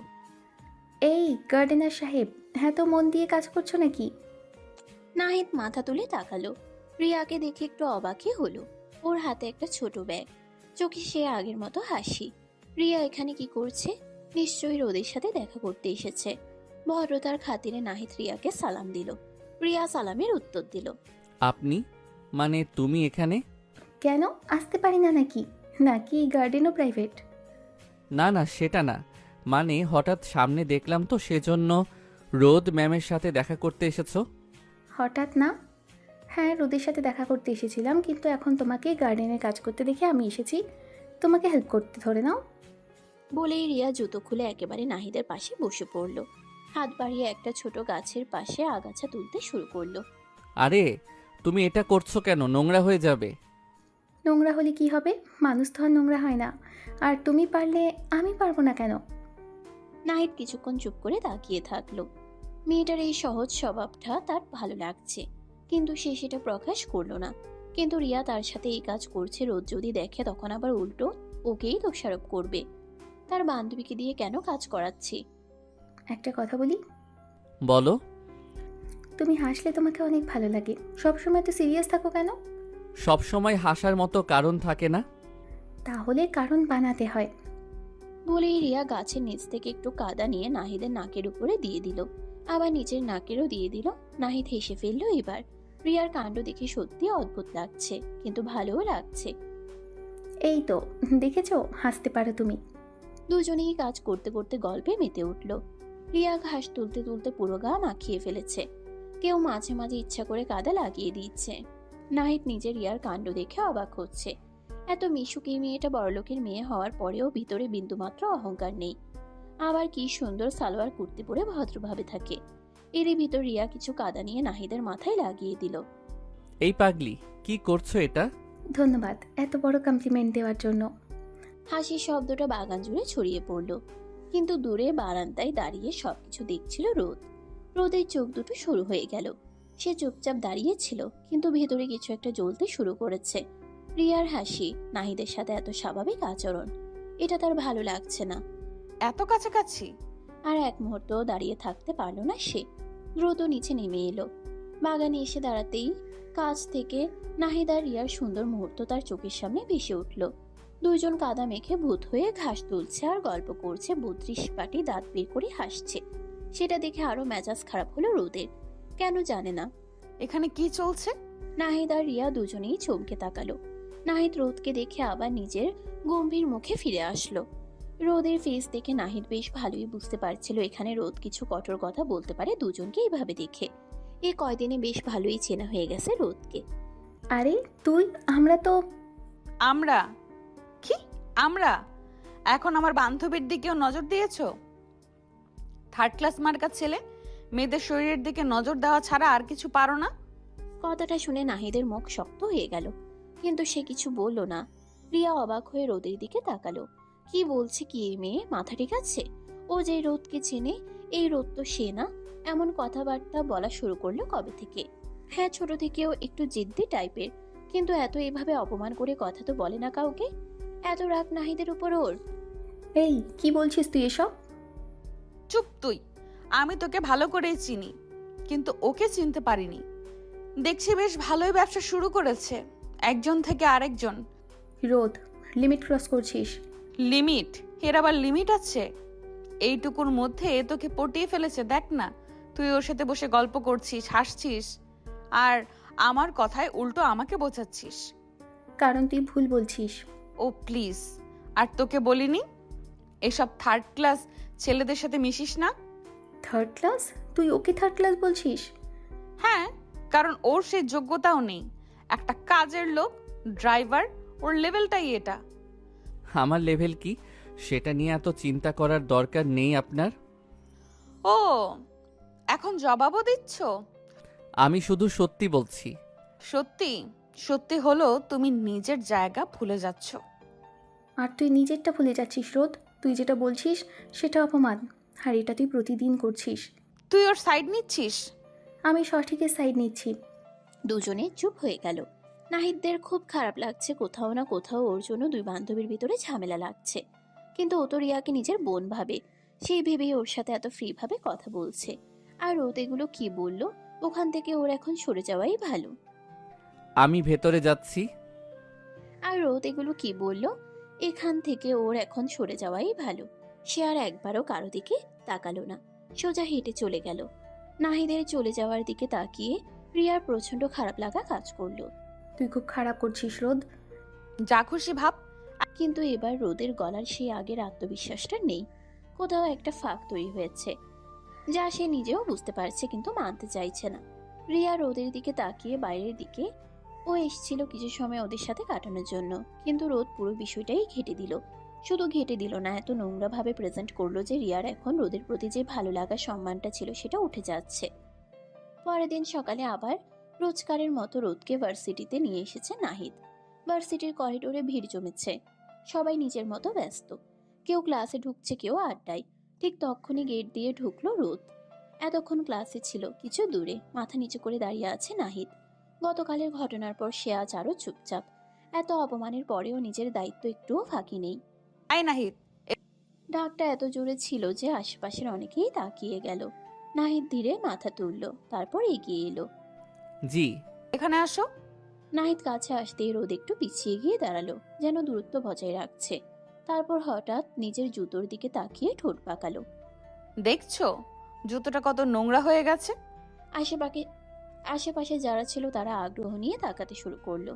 কেউ ফিসফিস করছে, কেউ আবার সরাসরি তাকিয়ে। নাহিদ কিছু বলল না, শুধু চুপচাপ দাঁড়িয়ে রইলো। কি হলো, দাঁড়িয়ে আছো কেন? পরিষ্কার করো। এক মুহূর্তের জন্য পুরো জায়গাটা যেন থমকে গেল। কথাটা এত স্বাভাবিকভাবে বলল রোদ, যেন এটা খুবই সাধারণ কিছু। নাহিদের বুকের ভেতরটা ধক করে উঠল। চোখে এক ঝলক কষ্ট দেখা গেল, কিন্তু সে মাথা নিচু করলো। চারপাশে হালকা হাসির শব্দ উঠতে লাগলো। নাহিদের প্রথমে খারাপ লাগলেও এখন কিছু মনে লাগছে না। ও ভাবলো নিজের বইয়ে জুতোই তো, সমস্যা কি? ব্যাপারটাকে নিজের মতো করে দেখলে অপমান বোধ হবে না। ও দেখতে চায় রোদ কি কি করতে পারে ওর সাথে। আরে লাইফ সার্ভিস, এমন ড্রাইভার হলে তো দারুণ। রিয়া একটু দূরে দাঁড়িয়ে সব দেখছিল। তার মুখের হাসিটা মিলিয়ে গেছে। নাহিদ ধীরে হাঁটু গেড়ে বসলো। তার হাত কাঁপছিল সামান্য, তবুও সে নিজের রুমাল বের করলো। নাহিদ, এটা করো না। চুপ থাক রিয়া, এটা আমাদের ব্যাপার। আমাদের? এটা অপমান। আমি যা বলছি ও তাই করবে। নাহিদ একবার মাথা তুলে রিয়ার দিকে তাকালো।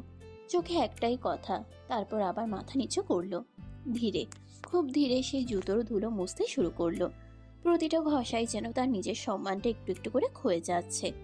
আশেপাশের হাসি ফিসফিস সবকিছু সে শুনছে, কিন্তু প্রতিক্রিয়া দিচ্ছে না। সবকিছুর মধ্যেও বারবার এটা মাথায় নিয়ে আসতে চাচ্ছে, নিজের বইয়ের জুতা পরিষ্কার করলে তেমন কিছুই হয় না। কিন্তু এই ব্যাপারটাও খারাপ লাগছে।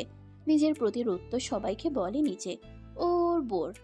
রোদের চোখ নাহিদের উপর স্থির, তার মুখে কঠোরতা, কিন্তু চোখের ভিতরে অদ্ভুত একটা অস্থিরতা। রিয়া এগিয়ে এলো। তুই এটা থামাবি না আমি থামাবো? তুই কিছুই করবি না। আমি করব। রিয়া হঠাৎ নিচু হয়ে নাহিদের হাত ধরে ফেলল। নাহিদ রিয়ার দিকে তাকালো, মাথা নাড়িয়ে সরে যাওয়ার ইচ্ছা সারা করলো। ওর কাজও শেষ করে তারপর উঠবে, কিন্তু রিয়া নাহিদের ইশারায় কোনো কাজই দিল না। আরো রেগে গেল রিয়া। এবার ওর রাগ লাগছে নাহিদের উপর। এই ছেলে কি দিয়ে তৈরি? এত অপমানের পরেও এত কিছু সহ্য করছে কেন? ওঠো। না রিয়া প্লিজ। না, এটা আমি হতে দেব না। হাত ছাড়ো ওর। তুই আর যা করছিস, এটা তুই না রোদ। আমি ঠিকই আছি, সমস্যা তোর। সমস্যা আমার না, সমস্যা তোর অহংকার। কথাটা যেন সরাসরি গিয়ে লাগলো রোদের ভেতরে। এক মুহূর্তের জন্য সে চুপ হয়ে গেল। এই সুযোগে নাহিদ ধীরে হাতটা সরিয়ে নিল। সে উঠে দাঁড়ালো। তার চোখে পানি নেই, কিন্তু ভেতরের ভাঙনটা স্পষ্ট। হয়ে গেছে। প্রশ্নটা এত স্বাভাবিক ছিল যে আশেপাশের অনেকেই চুপ হয়ে গেল। রোদ কিছু বলল না। প্রথমবারের মতো সে উত্তর খুঁজে পেল না। নাহিদ ঘুরে হাঁটা দিল। শুধু রিয়ার চোখে পানি চলে এলো। তুই আজ ওকে না, নিজেকেই ছোট করলি রোদ। একদিন পস্তাবি এগুলো ভেবে, দেখে নিস। রোদ স্থির হয়ে দাঁড়িয়ে রইল। একটা ঢোক গিলল। কেন জানি খারাপ লাগছে এখন। কারণটা কি? ওকে একটু বেশি বেশি করে ফেলছে? এত জিদ রাগ কাজ করছে কেন নিজের ভিতর? রাতটা আজ অদ্ভুতভাবে ভারী লাগছে। শহরের আলো ঝলমলে রাস্তাগুলো পেরিয়ে গাড়িটা থামলো রিকিদের বাড়ির সামনে। বড় গেট। ভেতরে ঢুকতেই লাইটে ঝলসে ওঠা এক আলাদা জগৎ, হাসি, গান আর কোলাহল। রোদ আয়নার দিকে একবার নিজেকে দেখে নিল। পাশে বসা নাহিদের দিকে একবারও তাকালো না। চলো। নাহিদ চুপচাপ দরজা খুলে নামলো। ভেতরে ঢুকতেই সবাই রোদকে ঘিরে ধরলো। অভ্যর্থনা, প্রশংসা। আর নাহিদ, সে ধীরে ধীরে এক কোণে গিয়ে দাঁড়ালো। রিয়া দূর থেকে অনেকক্ষণ ধরে নাহিদকে একটু খেয়াল করছে। একা দাঁড়িয়ে থাকতে দেখে ও এগিয়ে আসলো। এই, তুমি এখানে একা বসে আছো কেন? নাহিদ মাথা তুলে তাকালো। রিয়া পাশে এসে বসেছে। রিয়াকে দেখে মুচকি হাসলো। রিয়া ওকে দেখে হাসি ফিরিয়ে দিল। এমনি ভালো লাগছে এখানে। মিথ্যে বলছো। সব সত্যি বলাও যায় না, তুমি সব জানো রিয়া, তবু কেন জিজ্ঞেস করছো? তুমি না খুব অদ্ভুত। দুজনেই একটু চুপ করে রইল। ভেতরে তখন মিউজিক জোরে বাজছে, আলো কমে এসেছে, ডান্স ফ্লোরে সবাই জমে উঠেছে। তারপর রিয়ার কথা উঠালো, জানে নাহিদ নিজে থেকে কিছু বলবে না। দুজন গল্প করতে লাগলো অন্যদিকে। হেই রোদ, একটা ডান্স হবে? রোদ এক চিলতে হাসলো, না বলার কোনো ইচ্ছা তার নেই। দূরে দাঁড়িয়ে থাকা নাহিদের দিকে তাকালো। পাশে রিয়াকে দেখে কেন জানি ভিতরটা জ্বলে উঠল তার। সেই তাড়নায় আরও রাজি হয়ে গেল রিকির অফারে। শিওর। দুজন ডান্স ফ্লোরে চলে গেল। মিউজিকের তালে তালে ধীরে ধীরে তারা কাছে আসতে লাগলো। রিকের হাত রোদের কোমরে, রোদও সরে এলো না। চারপাশে হাততালি, উল্লাস। নাহিদের চোখ স্থির হয়ে গেল সেই দৃশ্যে। তার হাত ধীরে ধীরে মোটো হয়ে গেল, শিরাগুলো টান টান, বুকের ভেতরটা কেমন জ্বলে উঠছে। আর সহ্য হলো না, সে উঠে দাঁড়ালো। কারো দিকে না তাকিয়ে সোজা বেরিয়ে গেল বাইরে। পুল সাইডে এসে থামলো। ওর পিছন পিছন রিয়াও এগিয়ে আসলো। তুমি এখানে? ভেতরে ভালো লাগছিল না? ওদের জন্য? নাহিদ কিছু বলল না। তুমি কষ্ট পাচ্ছ? না। আবার মিথ্যে। সব কিছু সহ্য করা যায়, কিন্তু কিছু কিছু জিনিস ভিতরটা ভেঙে দেয়। তাহলে সহ্য করো কেন? কারণ আমার সহ্য করা ছাড়া আর কিছু করার নেই।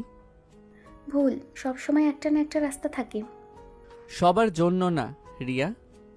রিয়া তাকিয়ে রইল তার দিকে। এই ছেলেটা যতটা চুপ তার ভেতরে ততটাই ঝড়। রিয়া বুঝতে পারছে যতই হোক রোদ নাহিদের বিবাহিত স্ত্রী। দুজনের ভিতর তেমন সম্পর্ক না থাকলেও হালাল একটা বন্ধন আছে, যার থেকে নাহিদের ভিতরে আরো জেলাসি আর রাগ সৃষ্টি হচ্ছে রোদকে অন্য একটা ছেলের সাথে দেখে। ডান্স শেষ হয়েছে। অন্যদিকে ওয়াও, তুমি তো ফায়ার। থ্যাঙ্কস। চলো একটা ড্রিঙ্ক হয়ে যাক। না, আমি ড্রিঙ্ক করি না। আরে প্লিজ, এত সিরিয়াস কেন? একটু রিল্যাক্স করো। বললাম তো না।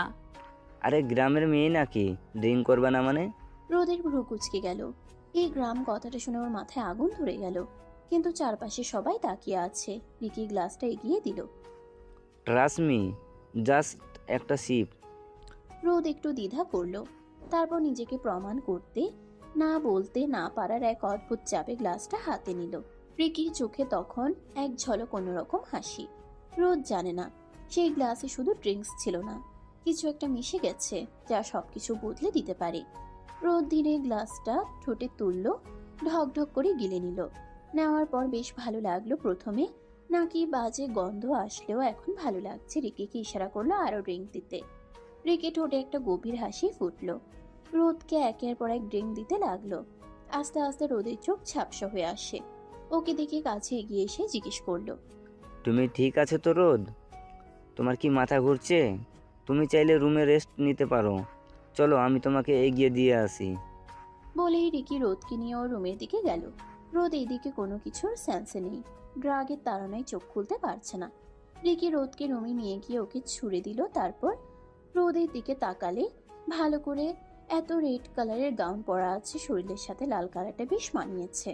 সেদিকে তাকিয়ে একটা বাঁকা হাসি দিল রিকি। কলেজের প্রথম দিন থেকে রোদের উপর নজর ছিল, কিন্তু কিছুতেই বাঘে পাচ্ছিল না। ও বেশ অবাক হলো কিছুদিন আগে রোদ নিজে থেকে ওর সাথে কথা বলতে আসতে দেখে। এই সুযোগ কিভাবে হাতছাড়া করবে রিকি কোনোভাবেই না। রিকি রোদের দিকে তাকিয়ে নিজের শার্ট খুলতে লাগলো, খুলে টান দিয়ে খুলে ফেললো। তারপর নিজের আলমারির কেবিন থেকে এক বোতল ওয়াইন বের করে ঢাকনা তুলে ঢকঢক করে খেতে লাগলো। খাওয়া শেষ হলে শব্দ করে বোতলটা টেবিলের উপর রেখে রোদের দিকে এগিয়ে যেতে লাগলো। রোদের মুখের দিকে ঝুঁকে রোদের কানের দুলগুলো খুলতে লাগলো। দুলগুলো খুলে রেখে রোদের জামার চেনে হাত লাগাবে ঠিক সেই সময় ভেতরের ঘরটা তখন এক অদ্ভুত নিস্তব্ধতায় ডুবে গেছে। রিকির রুমে ঢুকেই নাহিদের চোখ যা দেখলো সেটা যেন মাথার ভিতরে আগুন জ্বালিয়ে দিল। বিছানায় আতশোয়া অবস্থায় ছিল রোদ, আর তার উপর ঝুঁকে ছিল রিকি। পরিস্থিতিটা বুঝতে এক সেকেন্ডও লাগেনি। তখন নাহিদ আর রিয়া গল্প করতে করতে রিয়া নাহিদকে খাওয়ার জন্য অফার করলো, সেজন্য দুজন ভিতরে আসে। ভিতরে এসে বেশ অনেকক্ষণ হয়ে যাচ্ছে, তবু রোদকে আশেপাশে কোথাও না দেখে নাহিদ একটু চিন্তিত হয়। রিয়া ফলো করে, রিক্কিও আশেপাশে কোথাও নেই। কেন জানি রিয়ার মনে খটকা লাগে। ও ওর আরেকটা ফ্রেন্ডকে জিজ্ঞেস করতেই সে বলে রোদ রিক্কির সাথে উপরের দিকে গেছে। নাহিদ আর রিয়া উপরে যায়। প্রতিটা রুম খুঁজতে খুঁজতে রুমের সামনে এসে দাঁড়িয়ে গেট খুলতেই ওই দৃশ্য দেখার পর নাহিদের শরীর কেঁপে উঠল, রাগে না শুধু ভয়েও। পরের মুহূর্তেই সে সামনে ঝাঁপিয়ে পড়ল। হারামজাদা! কথাটা শেষ হওয়ার আগেই রিকিকে টেনে সরিয়ে দিল সে। তারপর আর কিছু ভাবেনি, ঘুষি একের পর এক পড়তে লাগলো রিকির মুখে, বুকে। রিকি প্রথমে কিছু বুঝে উঠতে পারলেও দ্রুতই মাটিতে লুটিয়ে পড়ে গেল। আশেপাশে যা কিছু আছে সব যেন ঝাপসা হয়ে গেছে। নাহিদের চোখে শুধু একটা জিনিস পরিষ্কার, রোদ। পেছন থেকে রিয়া বলে, নাহিদ থামো, ও মরবে। শেষমেশ রিয়াই গিয়ে নাহিদের হাত শক্ত করে টেনে সরালো। নাহিদের বুক তখনও ওঠানামা করছে, চোখে রাগের আগুন। সে এক মুহূর্তও দেরি না করে বিছানার পাশে ছুটে গেল। রোদ, শুনতে পাচ্ছেন?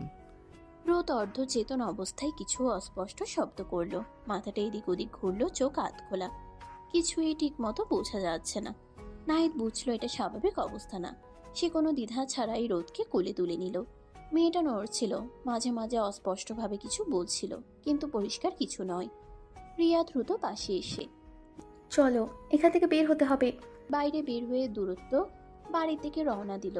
নাহিদ স্টিয়ারিং ধরে আছে শক্ত করে, তার চোখ সামনে কিন্তু মন পুরোটা রোদের দিকে। পেছনের সিটে রোদ অস্থিরভাবে নড়ছে। রিয়া আর রোদের সাথে আসতে পারেনি, এদিকটাও সামলাবে বলেছে। রিকিকে এই অবস্থায় একদম ফেলে রাখা যাবে না। রোদ রাগ নেওয়ার ফলে নিজের মধ্যেই নেই, কি বলছে না বলছে কোনো কিছুরই ঠিক নেই। নাহিদ, তুমি আছো? জি, আমি আছি। আপনি চুপ করে বসেন, এখনই চলে আসবো আমরা বাসায়। আচ্ছা, কিন্তু আমি তোমার কাছে থাকতে চাই। একটু কাছে আসুন না নাহিদ। নাহিদ রোদের কথাই কান দিল না। গাড়ি বাড়ির সামনে থামতেই নাহিদ দ্রুত নেমে রোদকে আবার কোলে তুলে নিল। এক মুহূর্তও দেরি করলো না, সোজা ভেতরে নিয়ে গেল। রুমে এনে সাবধানে বিছানায় শুয়ে দিল। তারপর কিছুক্ষণ রোদের দিকে তাকিয়ে চলে আসতে নিল। হঠাৎ হাতে টান পড়ে পিছনে তাকিয়ে দেখলো রোদের দিকে ঘোর লাগা চোখে তাকিয়ে আছে। কোনো কিছু কি লাগবে? রোদ আরো জোরে নাহিদের হাতটা টান দিল, যার ফলে নাহিদ ব্যালেন্স হারিয়ে রোদের গায়ের উপর পড়ল। দুজন অনেক কাছাকাছি চলে আসলো, একে অপরের নিঃশ্বাসে নিজেদের মুখের উপর পড়ছে। নাহিদ সরে আসতে চাইলে রোদ নাহিদকে নিজের সাথে আরো জড়িয়ে ধরল। তারপর সেকেন্ডের ভিতর নাহিদের নাকে একটা চুমু বসিয়ে দিল। নাহিদ সাথে সাথে জমে গেল। রোদ এটা কি করলো ওর সাথে? ওর ভাবনার ভিতরেই রোদ আরো একটা কাণ্ড বসিয়ে ফেললো। নাহিদের অধরে নিজের অধর বসিয়ে দিল। নাহিদ কি করবে বুঝে পাচ্ছিল না, এখন শকে আছে। নিজের হালাল নারীর গভীর ছোঁয়া পেয়ে কোনো পুরুষই ঠিক থাকতে পারে না। নাহিদ হুঁশ খুইয়ে ফেলে রোদের অধর জোড়ায় অমৃত খুঁজে নিতে চাইল। অনেকক্ষণ পরে নাহিদ বুঝতে পারলো সে যেটা করছে সেটা একদম ঠিক না। তাড়াতাড়ি করে রোদের থেকে সরে আসতে চাইলে রোদ দিল না, আরো জড়িয়ে ধরলো নাহিদকে। রোদ পাখি, যেটা করলে সেটা ঠিক না। আমি কিছু জানি না, আমার আদর চাই। রোদ পাখি, এইভাবে তো আদর দিতে পারবো না। তুমি তো আমাকে স্বামী হিসেবে মানো না, মানুষ হিসেবেই মানো না। সেখানে স্বামী হিসেবে মানাতে বিলাসিতা। সকাল হলেই সব ভুলে যাবে, তখন আমাকে ভুল বুঝবে। দূরে থাকো আমার থেকে, এটাই ভালো। প্লিজ এমন করো না, একটু আদর দাও। না না, একটু না, অনেক। আমার চাই, এক্ষুনি চাই। নাহিদ রোদের থেকে সরে এসে বসলো। অন্যদিকে রোদ হঠাৎ জামার চেইন খুলে সেকেন্ডের ভিতর জামা খুলে টান মারলো। ইনারে হাত দিতে যাবে তার আগেই নাহিদ ওর হাত ধরে ফেলে। ও অবাক হয়ে গেছে রোদের কাণ্ড কারখানা দেখে। পাগল হয়ে গেছে এই মেয়ে, মাথা ঠিক আছে? কি করছে ও? সকালে যখন কিছু মনে থাকবে না, সমস্ত দায়ভার নাহিদকে নিতে হবে। কিন্তু রোদ তো নিজের ভিতর নেই। নাহিদের সাথে জোর জবরদস্তি করতে লাগলো। নিজেকে ছাড়িয়ে নেওয়ার জন্য জোর জবরদস্তির ভিতর নাহিদের নিঃশ্বাস আটকে গেল। রোদের গায়ে শেষ কাপড়টুকুও নেই। মেয়েটার চোখে ঘোর, ঠোঁটে অস্থির কাঁপুনি। ও নাহিদের শার্ট খামচে ধরে টানছে নিজের দিকে। আমাকে ছেড়ো না প্লিজ, আজ রাতে শুধু তোমাকে চাই। নাহিদের শরীরের প্রতিটা রক্তবিন্দু যেন বিদ্রোহ করছে। এত কাছে, এতটা আপন করে পাওয়া যে মেয়েটা দিনের আলোয় তাকে স্বামী হিসেবেই মানে না, সে আজ নিজেই ডাকছে। হালাল অথচ হারাম লাগছে মুহূর্তটা। নাহিদ দুই হাতে রোদের কাঁধ চেপে ধরলো, চোখে চোখ রাখলো। রোদ ফুপিয়ে উঠল, নাহিদের বুকে মুখ গুজে দিল। রোদ পাখি, আমার দিকে তাকাও। আমাকে চিনতে পারছো? চিনি, তুমি আমার নাহিদ, আমার শুধু তুমি। কথাগুলো শুনে নাহিদের বুকের ভেতরটা দুমড়ে মুচড়ে গেল। ইচ্ছে করছে এই পাগলামিটাকে প্রশ্রয় দিতে। এই রাগ উপেক্ষা করার শক্তি কোনো পুরুষের থাকে না। নাহিদের ঠোঁট নেমে এলো রোদের কপালে, একটা গভীর কাপা চুমু। তারপর চোখের পাতায় গালে। রোদ আরো আঁকড়ে ধরলো ওকে। ঠিক তখনই নাহিদের চোখ পড়ল রোদের ফাঁকা দৃষ্টিতে। ওর ঠোঁটে হাসি, কিন্তু চোখে কোনো বোধ নেই। ড্রাগের ঘোরে ডুবে থাকা একটা শরীর। মনটা কোথায় কে জানে। নাহিদের সমস্ত শরীর ঝাঁকি দিয়ে উঠল। সে ঝট করে রোদের থেকে 1 ইঞ্চি দূরে সরে গেল। 2 হাতে রোদের মুখটা তুলে ধরল। এই রোদ না, আমার রোদ পাখি না। আমার বউ যখন আমাকে পূর্ণ হুঁশে পূর্ণ সম্মতিতে ডাকবে, সেদিন আমি 1 পাও সরব না। কিন্তু আজ না, আজ তুমি না, আর আমি তোমার দুর্বলতার সুযোগ নিতে পারবো না। তাহলে রিকি আর আমার মধ্যে পার্থক্য কি থাকলো? কেন সরিয়ে দিচ্ছ? আমি তো তোমারই। নাহিদ চোখ বন্ধ করে নিজেকে শক্ত করলো। তারপর পাশে পড়ে থাকা চাদরটা টেনে রোদকে জড়িয়ে দিল। মেয়েটা বাধা দিতে চাইলো, ধস্তাধস্তি করলো। নাহিদ জোর করলো না, শুধু 2 হাতে শক্ত করে জড়িয়ে ধরে রাখলো। একটা ঝড়কে বুক দিয়ে ঠেকাচ্ছে। আমি আছি রোদ পাখি, এই যে তোমার পাশেই আছি, কিন্তু তোমাকে ছোবো না। আজ না, সকালে যখন তোমার চোখে ঘোর থাকবে না, ঘৃণা থাকবে না, তখন যদি বলো কাছে এসো, সেদিন এই নাহিদকে আর আটকাতে পারবে না। কথা দিলাম। চাদরটা রোদের গা থেকে বারবার সরে যাচ্ছে। মেয়েটা অবুঝের মতো নাহিদের শার্ট খামচে ধরে নিজের দিকে টানছে। দুজনে নিঃশ্বাস মিশে যাচ্ছে একে অপরের সাথে। ঘরের বাতিটা কমালো। বাইরে ঝিঝির ডাক ছাড়া আর কোনো শব্দ নেই। এত দূরে কেন তুমি? আমি তো আগুন হয়ে যাচ্ছি, একটু ছুঁয়ে দাও না। নাহিদের চোয়াল শক্ত হয়ে এলো। রোদের গরম নিঃশ্বাস ওর গলায় পড়ছে। মেয়েটার ঠোঁট ওর চোয়ালে, গলায় এলোমেলো চুমু আঁকছে। নাহিদের শরীর বিদ্রোহ করছে। এই সেই মেয়ে যাকে একদিন হালাল করে নিজের করে নিয়েছিল, অথচ কখনো কাছে পাইনি। আজ সেই মেয়ে নিজে থেকে ডাকছে। নাহিদ 1 হাতে রোদের কোমর জড়িয়ে ধরল, অন্য হাতে ওর এলোমেলো চুলগুলো কানের পাশে গুজে দিল। ওদের মাঝে 1 সুতো ফাঁকও নেই। নাহিদের ঠোঁট নেমে এলো রোদের কপালে। দীর্ঘ কাপা একটা চুমু, তারপর ভেজা চোখের পাতায়, গাল বেয়ে নেমে থুতনিতে। প্রতিটা ছোঁয়ায় নাহিদ বলতে চাইছে, আমি আছি। এই যে ধরেছি, ছাড়বো না। কিন্তু রোদ সুযোগ পেয়ে নাহিদের ঠোঁটে ঠোঁট চেপে ধরল। 1 সেকেন্ড, 2 সেকেন্ড, নাহিদের পৃথিবী থমকে গেল। মাথার ভেতর 1000টা ঘন্টা বাজছে। ও সাড়া দিয়ে ফেলল। 2 হাতে রোদের মুখটা ধরে আরো গভীর করে নিল চুমুটাকে, যেন এতদিনের সব তৃষ্ণা মিটিয়ে নিচ্ছে। কিন্তু পর মুহূর্তেই রোদের ফাঁকা চোখ জোড়া দেখে নাহিদের বুকটা ধক করে উঠল। এই চোখে প্রেম নেই, আছে শুধু ঘোর। এই ঠোঁট ডাকছে, কিন্তু মনটা জানে না কাকে ডাকছে। নাহিদ ঝটকা দিয়ে নিজের ঠোঁট সরিয়ে নিল। হাঁপাচ্ছে, কপালে বিন্দু বিন্দু ঘাম। না রোদ পাখি, এভাবে না। আজ তুমি না, আমি রিকি না, যে তোমার এই অবস্থার সুযোগ নেব। তাহলে কেন বিয়ে করলে? কেন বলো ভালোবাসো? এখন দূরে কেন ঠেলছো? নাহিদ রোদকে বুকের সাথে শক্ত করে চেপে ধরল। মেয়েটা ছটফট করছে, নাহিদ ছাড়ছে না।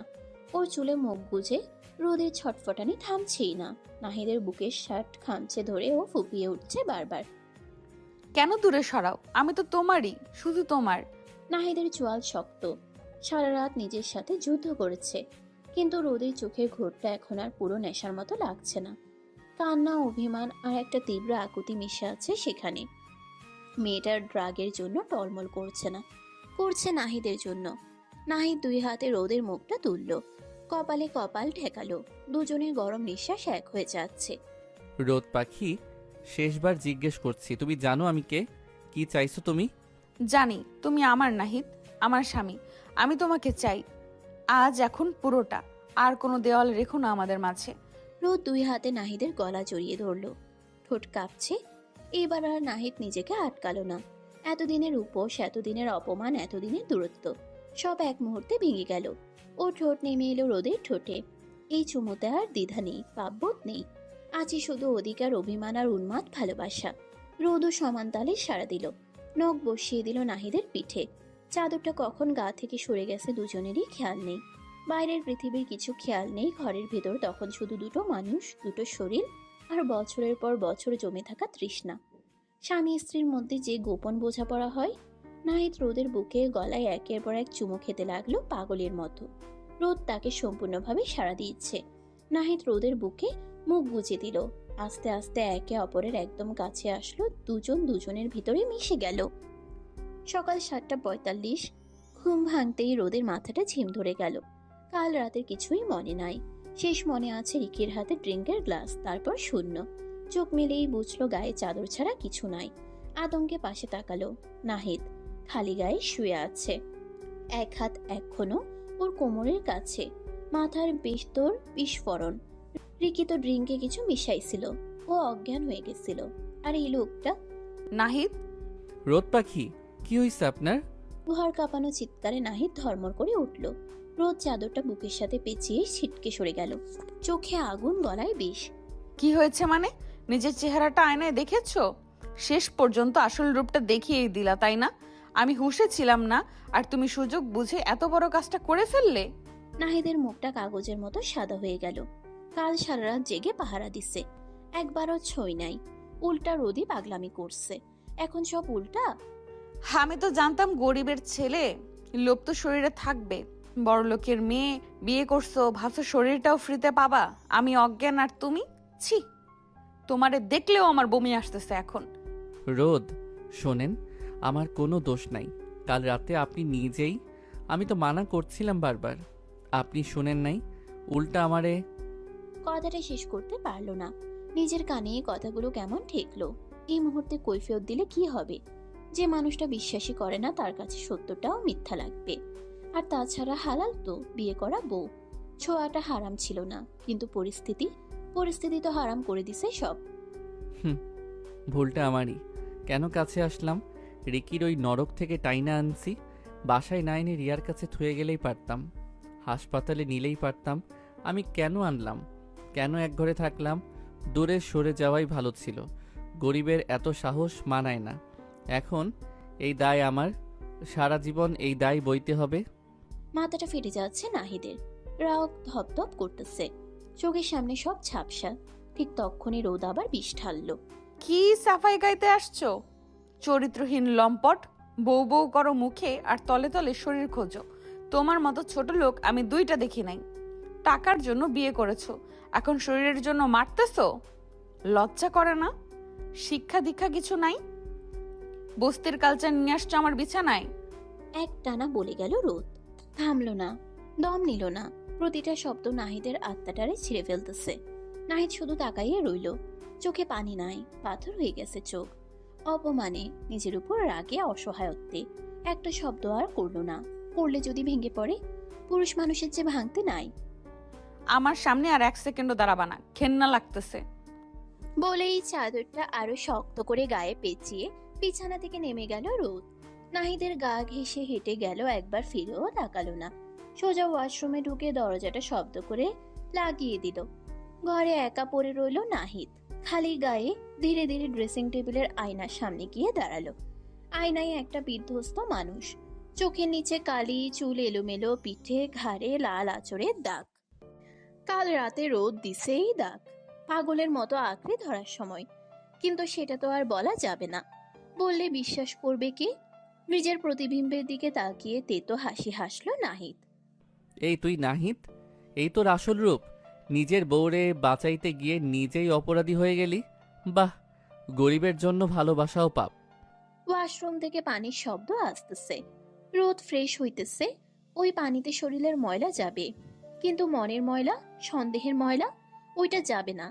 নাহিদ আর দাঁড়ালো না, মেঝে থেকে প্যান্টটা টেনে পড়লো। শার্টের বোতাম লাগাতে লাগাতে শেষবার ঘরের চারপাশে চোখ বুলালো। কাল রাতে এই ঘরটা জান্নাত মনে হয়েছিল, আজ জাহান্নাম। নিঃশব্দে দরজা খুলে বের হয়ে গেল। পিছনে পড়ে রইল একটা ভাঙা সকাল, একটা ভাঙা বিশ্বাস, আর একটা মানুষ যে চিৎকার করে বলতে পারলো না আমি নির্দোষ। ওয়াশরুমের আয়নার সামনে দাঁড়িয়ে আছে রোদ। শাওয়ারের পানি গা বেয়ে পড়তেছে, কিন্তু মাথার ভেতরটা পুড়তেছে রাগে। অথচ শরীরে কোনো ব্যথা নাই, কোনো জোরের চিহ্ন নাই, শুধু শুধু একটা অচেনা স্মৃতি, যেখানে ও নিজেই কাকে যেন বলতেছে। আর ছিল না, কারে বলছিল? নাহিদকে? না, হতে পারে না। কলটা আরো জোরে ছেড়ে দিল রোদ, যেন পানি দিয়ে স্মৃতিটা ধুয়ে ফেলতে চায়। দুপুরে রিয়া বাড়িতে আসলো। এসে রোদের রুমে গিয়ে দেখলো বিছানায় শুয়ে আছে। রিয়া হাতে টাকা ট্যাপটা বিছানায় রেখে রোদের সামনে এসে দাঁড়ালো। এসে আগে নাহিদকে খুঁজছে, কিন্তু পাইনি। তারপরে জানতে পারলো নাহিদ গ্রামে গিয়েছে, তার মানে কিছু একটা হইছে। সেই ভেবেই রোদের সাথে কথা বলতে এসেছে, যদি আবার রোদের সাথে কথা বলার কোনো ইচ্ছা নাই ওর। রোদ, এখন তোর কি অবস্থা? মাথা ঠিক হয়েছে? অবস্থা? আমার অবস্থা তো ওই ছোট লোকটাই খারাপ করে দিছে। কি অবস্থা জানতে আসছিস? কাল রাতে রিকি তোর সাথে কি করতে যাচ্ছিল কিছু মনে আছে বল? হালকা হালকা ড্রিঙ্ক করার পর কি হয়েছে মনে নাই আমার। মাথা ঝিমঝিম করছিল, তারপর সব ফাঁকা। তাহলে সিসিটিভি ক্যামেরা দেখ। দেখ রিকি তোর ড্রিঙ্কে ড্রাগ মিশিয়ে দিয়েছিল, তোর সাথে জবরদস্তি রেপ করার ধান্দায় ছিল। রুমে নিয়ে গিয়েছিল, কিন্তু নাহিদ ঠিক সময় গিয়ে বাঁচিয়ে দিয়েছে তোকে। না গেলে কি হতো বুঝছিস? ভিডিও চালালো রিয়া। রিকি ড্রিঙ্কে গুঁড়া মিশাচ্ছে, রোদকে টেনে উপরে নিচ্ছে, রুমে জামা টানছে, সব স্পষ্ট। তারপর নাহিদের ঢোকা, রিকিকে মারা, রোদকে কোলে করে বের করা। রোদ দেখলো হাত কাঁপছে কিন্তু মুখ শক্ত। হ্যাঁ, বাঁচায় তারপর নিজের ফায়দা লুটছে। ছোট লোকের বাচ্চা। আমার শরীরের নজর ছিল, সুযোগ পেয়ে সেটা লুটে নিছে। মানে তোদের মধ্যে কাল রাতে তাহলে কিছু হয়েছে? তো আমি তোকে মিথ্যা বলতেছি? ওই খ্যাত বেয়াদব সুযোগ নিছে। আমি ওরে ছাড়বো না, মামলা করব। আমার জীবন নষ্ট করে দিছে। রোদ, মাথা ঠিক আছে তোর? ওইটা তো তোর বর, নিজের জামাই তোরে ছুঁয়েছে। আর তুই যে অবস্থায় ছিলি, তোকে কি ড্রাগ দিয়েছিল তোর কোনো আন্দাজ আছে? নাহিদ তোকে বাঁচালো, তোর সম্মান রক্ষা করলো, আর তোর ভাবনা এখনও বদলায়নি ওর উপর থেকে। ওর উপর দোষারোপ করছিস এখনও। যেখানে তোদের ভিতরে যেটা হয়েছে সেটা ন্যাচারাল হাজব্যান্ড ওয়াইফের মধ্যে হয়। নাহিদ তো তোকে যথেষ্ট সম্মান করে। নাহিদের জায়গায় অন্য কোনো ছেলে হলে এতদিনে এভাবে চুপ থাকতো না, ধৈর্য ধরতো না। আর তুই ওর সাথে যা বিহেভ দিস, তবু মুখ বুঝে সহ্য করে। কি বলতে চাচ্ছিস কি তুই? রিকি তোকে স্প্যানিশ ফ্লাই টাইপের একটা ড্রাগ দিয়েছিল, ডার্ক ওয়েবে বেচে এগুলো। এই জিনিস শরীরে গেলে হুঁশ থাকে না, শুধু শরীর জ্বলে, ব্রেন কাজ করে না। সামনে যাকে পায় তাকেই আঁকড়ে ধরে, শারীরিক টান চলে আসে। তুই নিজের ইচ্ছে না, ড্রাগের ঘরে নাহিদকে কাছে টেনে নিয়েছিস, বুঝেছিস? ও তো তোকে হাজারবার মানা করেছে, সরিয়ে দিতে চেয়েছে, তুই ছাড়িসনি। রিয়া থামলো, রোদের মুখের দিকে তাকালো। আশা করলো মেয়েটা এবার বুঝবে, ভাঙবে, কাঁদবে, কিন্তু রোদ উল্টা মুখ ছামটা দিল। তো ড্রাগ দিছে বলে ওর 7 খুন মাফ? আমার স্বামী বলে আমার অজ্ঞান শরীর ভোগ করতে পারবে? আমি তো হুঁশে ছিলাম না। এটা রেপ, রেপ, বুঝছিস? তোর নাহিদ ভাই একটা রেপিস্ট, খ্যাত, ছোট লোক, জানোয়ার। ছি রোদ, তোর ওপর ঘেন্না লাগছে আমার, জাস্ট ঘৃণা করছে। তুই আমার বান্ধবী, বেস্ট ফ্রেন্ড ভাবতেও লজ্জা লাগছে। পস্তাবি তুই। তুই এটা বিশ্বাস করিস যে মানুষটা তোকে বাঁচালো সারা রাত? চুপ, একদম সাফাই গাইবি না। তুই ওর দলে? বেশ, থাক তুই ওরে নিয়েই। আমার চোখের সামনে থেকে যা, দুটোই আমার শত্রু। রিয়া আর একটা কথাও বলল না, শুধু ট্যাবটা নিয়ে দরজার দিকে হাঁটা দিল। যাওয়ার আগে একবার পিছন ফিরল। তুই আজ একটা মানুষকে মেরে ফেললি রোদ, নাহিদকে না, তোর নিজের ভেতরের মানুষটাকে। যেদিন সত্যি বুঝবি, সেদিন আয়না নিজের মুখ দেখতে পারবি না। ঘরটা নিস্তব্ধ। রিয়া চলে যাওয়ার পর দরজাটা এখনো হালকা কাঁপছে। রোদ বিছানার এক কোণে গুটিসুটি মেরে বসে আছে, চাদরটা এখনো গায়ে জড়ানো। মাথার ভিতর রিয়ার কথাগুলো হাতুড়ি পেটাচ্ছে। ড্রাগের ঘরে তুই নিজের জামাই সারা রাত মানা করছে। চোখ বন্ধ করলো রোদ, মনে করার চেষ্টা করলো শুরু থেকে। পার্টি, রিকির হাসি, ড্রিঙ্কের গ্লাস, তারপর মাথা ছিমছিম, সিঁড়ি, রিকির হাত, তারপর একটা ঝড় নাহিদের কোলে করে নিয়ে বাড়িতে আসলো। তারপর ফ্ল্যাশব্যাক আসছে টুকরো টুকরো। ও নিজেই নাহিদের শার্ট খামচে ধরছে, ছেড়ো না বলছে, নাহিদ সরাই দিচ্ছে। রোদ পাখি, এটা ঠিক না। ও আবার জড়াই ধরছে, চুমু ওই দিছে প্রথমে। নাহিদের ঠোঁট কাঁপছিল, বুকের ভেতরটা ধক করে উঠল রোদে। ও তো চাইলেই প্রথম দিন থেকে আমাকে ছুতে পারতো। বিয়ে করা বউ আমি, জোর করতে পারতো। কত রাত আমি এক ঘরে ও সোফায়, কতবার আমি অপমান করেছি, গরিবের বাচ্চা বলেছি। তাও তো একটা আঙুল দিয়েও ছোঁয় নাই, সহ্য করেছে। আর কাল তো আমি নিজেই, ড্রাগের জন্য শরীর জ্বলতেছিল, আমি তো নিজেই ওকে টেনে নিছি। আরেকটা কথা মনে পড়ল, নাহিদ ফিসফিস করে বলছিল, আজ তুমি না, আমি রিকি না যে তোমার এই অবস্থার সুযোগ নেব। বারবার সরাইয়ে দিছিল ওরে। শেষ পর্যন্ত যখন আর পারে নাই, তখনও ওর চোখে অপরাধ বোধ ছিল। ও তো পুরুষ মানুষ, আর আমি ওর বউ, হালাল। তাও ও আটকাতে চাইছিল, আর আমি কি করলাম? সকালে উঠে ওরে জানোয়ার বানিয়ে দিলাম। অহংকারে পর্দাটা আস্তে আস্তে সরে যাচ্ছে, নিচ থেকে বের হয়ে আসছে কুৎসিত সত্যিটা। ভুলটা ওর, পুরোটাই ওর। আমি এটা কি করলাম? রাগ হলো প্রচন্ড রাগ, নিজের উপর, নিজের অহংকারের উপর, বড়লোকি ইগোর উপর। তুই কে রে রোদ? কি ভাবিস নিজেরে? একটা মানুষ তোরে পাগলের মতো ভালোবাসলো, তুই তারে জুতার তলায় রাখলি? আর বসে থাকতে পারলো না, চাদরটা ফেলে দিয়ে আলমারি থেকে একটা থ্রি পিস টেনে পড়লো, চুলটা হাত খোপা করলো, দৌড়ে নিচে নামলো। খালা, নাহিদ কই? নাহিদ ভাই কই? ভাইজান তো সকালে ব্যাগ লইয়া বার হইয়া গেছে আপা, হইল গ্রামে যাইব। গ্রামে? বুকটা মোচড় দিয়ে উঠলো রোদের। আর এক সেকেন্ডও দেরি করলো না, পার্সটা হাতে নিয়ে গেটের দিকে দৌড় দিল। ড্রাইভার গাড়ি মুছতেছিল। চাচা, গাড়ি বের করেন, এক্ষুনি গ্রামে যাব, নাহিদের গ্রামের বাড়ি। আপনি চেনেন না? ম্যাপ আছে আমার ফোনে।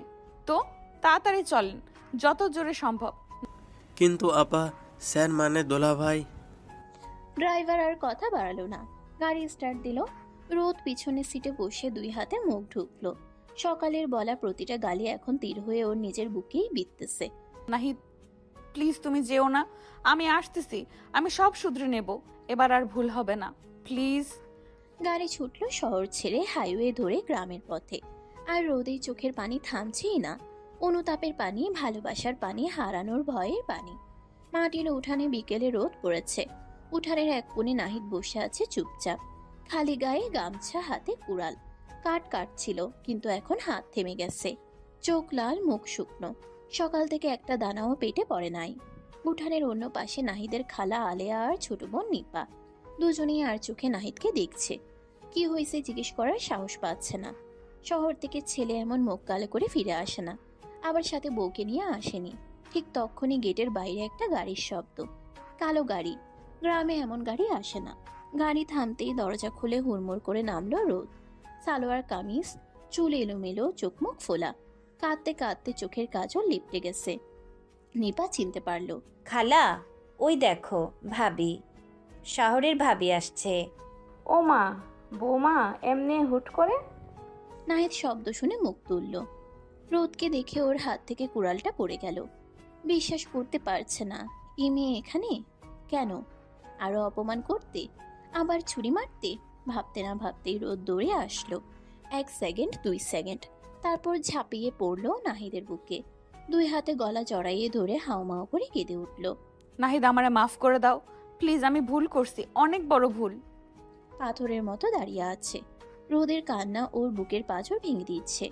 সকালের প্রতিটা গালি কানে বাজছে। আবার এই পাগলামি করা মেয়েটার গরম নিঃশ্বাসও টের পাচ্ছে বুকে। কোনটা সত্যি? আপনি আবার কেন আসছেন? যা বলার ছিল সব তো সকালেই বলে দিছেন। আমি রেপিস্ট, ছোট লোক, জানোয়ার, আর কি বাকি আছে? শেষবার মারতে আসছেন? মুখ তুলল, চোখে পানি, ঠোঁট কাঁপছে। দুই হাতে নাহিদের গাল ধরল। চুপ, একদম চুপ নাহিদ। ওইটা আমি ছিলাম না, ওইটা আমার অহংকার ছিল, আমার ভুল ছিল, আমার পাপ ছিল। তুমি আমারে বাঁচাইছো আর আমি তোমারে মেরে ফেলেছিলাম কথায়।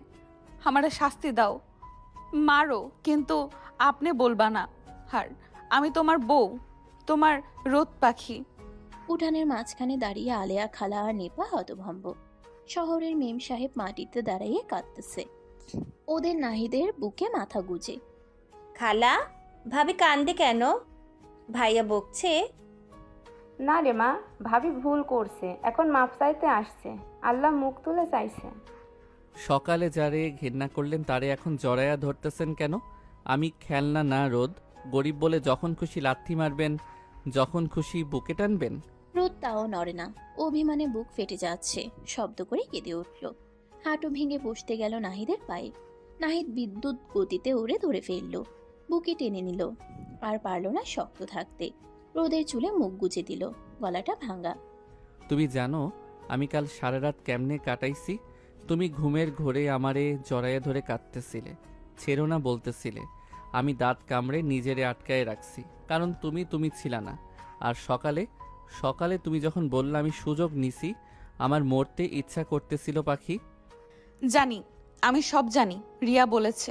আমি মনে করছি তুমি ফেরেশতা নাহিদ, আর আমি শয়তান। আমারে মাফ করে দাও, আর কোনো দিন তোমারে অবিশ্বাস করব না। তুমি যা বলবে তাই, শুধু ছেড়ে যেও না। নাহিদের শার্ট খামচে ধরল। আলেয়া খালা এবার এগিয়ে আসলো, রোদের মাথায় হাত রাখলো।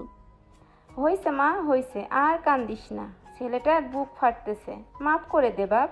বউ ভুল করলে মাফ করতে হয়। ভাবি, তুমি থাকবা না আমাদের সাথে?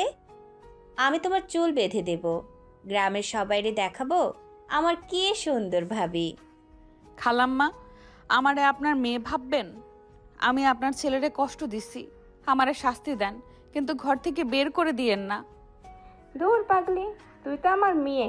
আয় ঘরে আয়, মুখ হাত ধুয়ে নে। সবাই মিলে ঘরে ঢুকলো। মাটির ঘর কিন্তু শান্তি আছে। খালা পিড়ি পেতে দিল, নিপা শরবত আনলো। রোদ এক চুমুকে শেষ করলো, চোখ তখনও নাহিদের দিকে। নাহিদ দরজায় হেলান দিয়ে দাঁড়িয়ে আছে, এক দৃষ্টিতে দেখছে ওরে। অভিমান কমে নাই পুরা, কিন্তু চোখে পানি চিকচিক করছে। খাওয়া দাওয়ার পর খালা নিপাকে নিয়ে পাশের ঘরে গেল। তোরা কথা বল, আমরা আসতেছি। ঘরে এখন শুধু দুজন, নীরবতা। শুধু টিনের চালে বৃষ্টির শব্দ। কখন যে আকাশ ভেঙে বৃষ্টি নামলো টের পাই নাই কেউ। নাহিদ ধীরে ধীরে এগিয়ে আসলো, রোদ উঠে দাঁড়ালো। দুজন দুজনের চোখে ডুবে গেল। কত কথা, কত ঝড়, কত ভুল, সব গলে যাচ্ছে এই ছাউনিতে। মাফ করছো? নাহিদ কিছু বলল না, শুধু এক টানে রোদকে বুকের সাথে মিশিয়ে নিল। কপালে কপাল ঠেকালো, নিঃশ্বাসে নিঃশ্বাস মিলে গেল। তোমারে মাফ না করে আমি কই যাব পাখি? তুমি আমার জান। বলেই রোদের ঠোঁটে ঠোঁট বসিয়ে দিল নাহিদ। দীর্ঘ গভীর তৃষ্ণার্ত একটা চুমু, যেন জন্ম জন্মের তৃষ্ণা মেটাচ্ছে। রোদও আঁকড়ে ধরলো ওরে, পিঠ খামছে ধরলো। চোখ দিয়ে পানি পড়ছে, এবার কষ্টের না, পাওয়ার আনন্দের। অনেকক্ষণ পর ঠোঁট ছাড়লো দুজন, কপালে কপাল ঠেকাইয়ে হাঁপাচ্ছে। আর কোনো দিন তোমারে কষ্ট দেব না, প্রমিস। আর আমি কোনোদিন তোমারে একা ছাড়বো না, প্রমিস। হাসলো প্রথমবার মন খুলে। বাইরে বৃষ্টি পড়ছে, টিনের চালে রিমঝিম শব্দ। আর ঘরের ভিতর দুটো ভাঙা মানুষ জোড়া লেগে গেল। সব অভিমান, সব ভুল, সব দূরত্ব ধুয়ে গেল সেই বৃষ্টিতে। দুইজন আরো একবার একে অপরের কাছে আসলো। এবার আর নেশার ঘুরে নয়, এবার সব জেনে নিজেদের ভালোবাসার প্রকাশ করলো একে অপরকে আঁকড়ে ধরে। প্রতি চুমুতে, প্রতিটা ছোঁয়া একে অপরের গায়ে মাখালো। গভীরভাবে আবার মিলিত হলো ভালোবাসার মাধ্যমে। সমাপ্ত।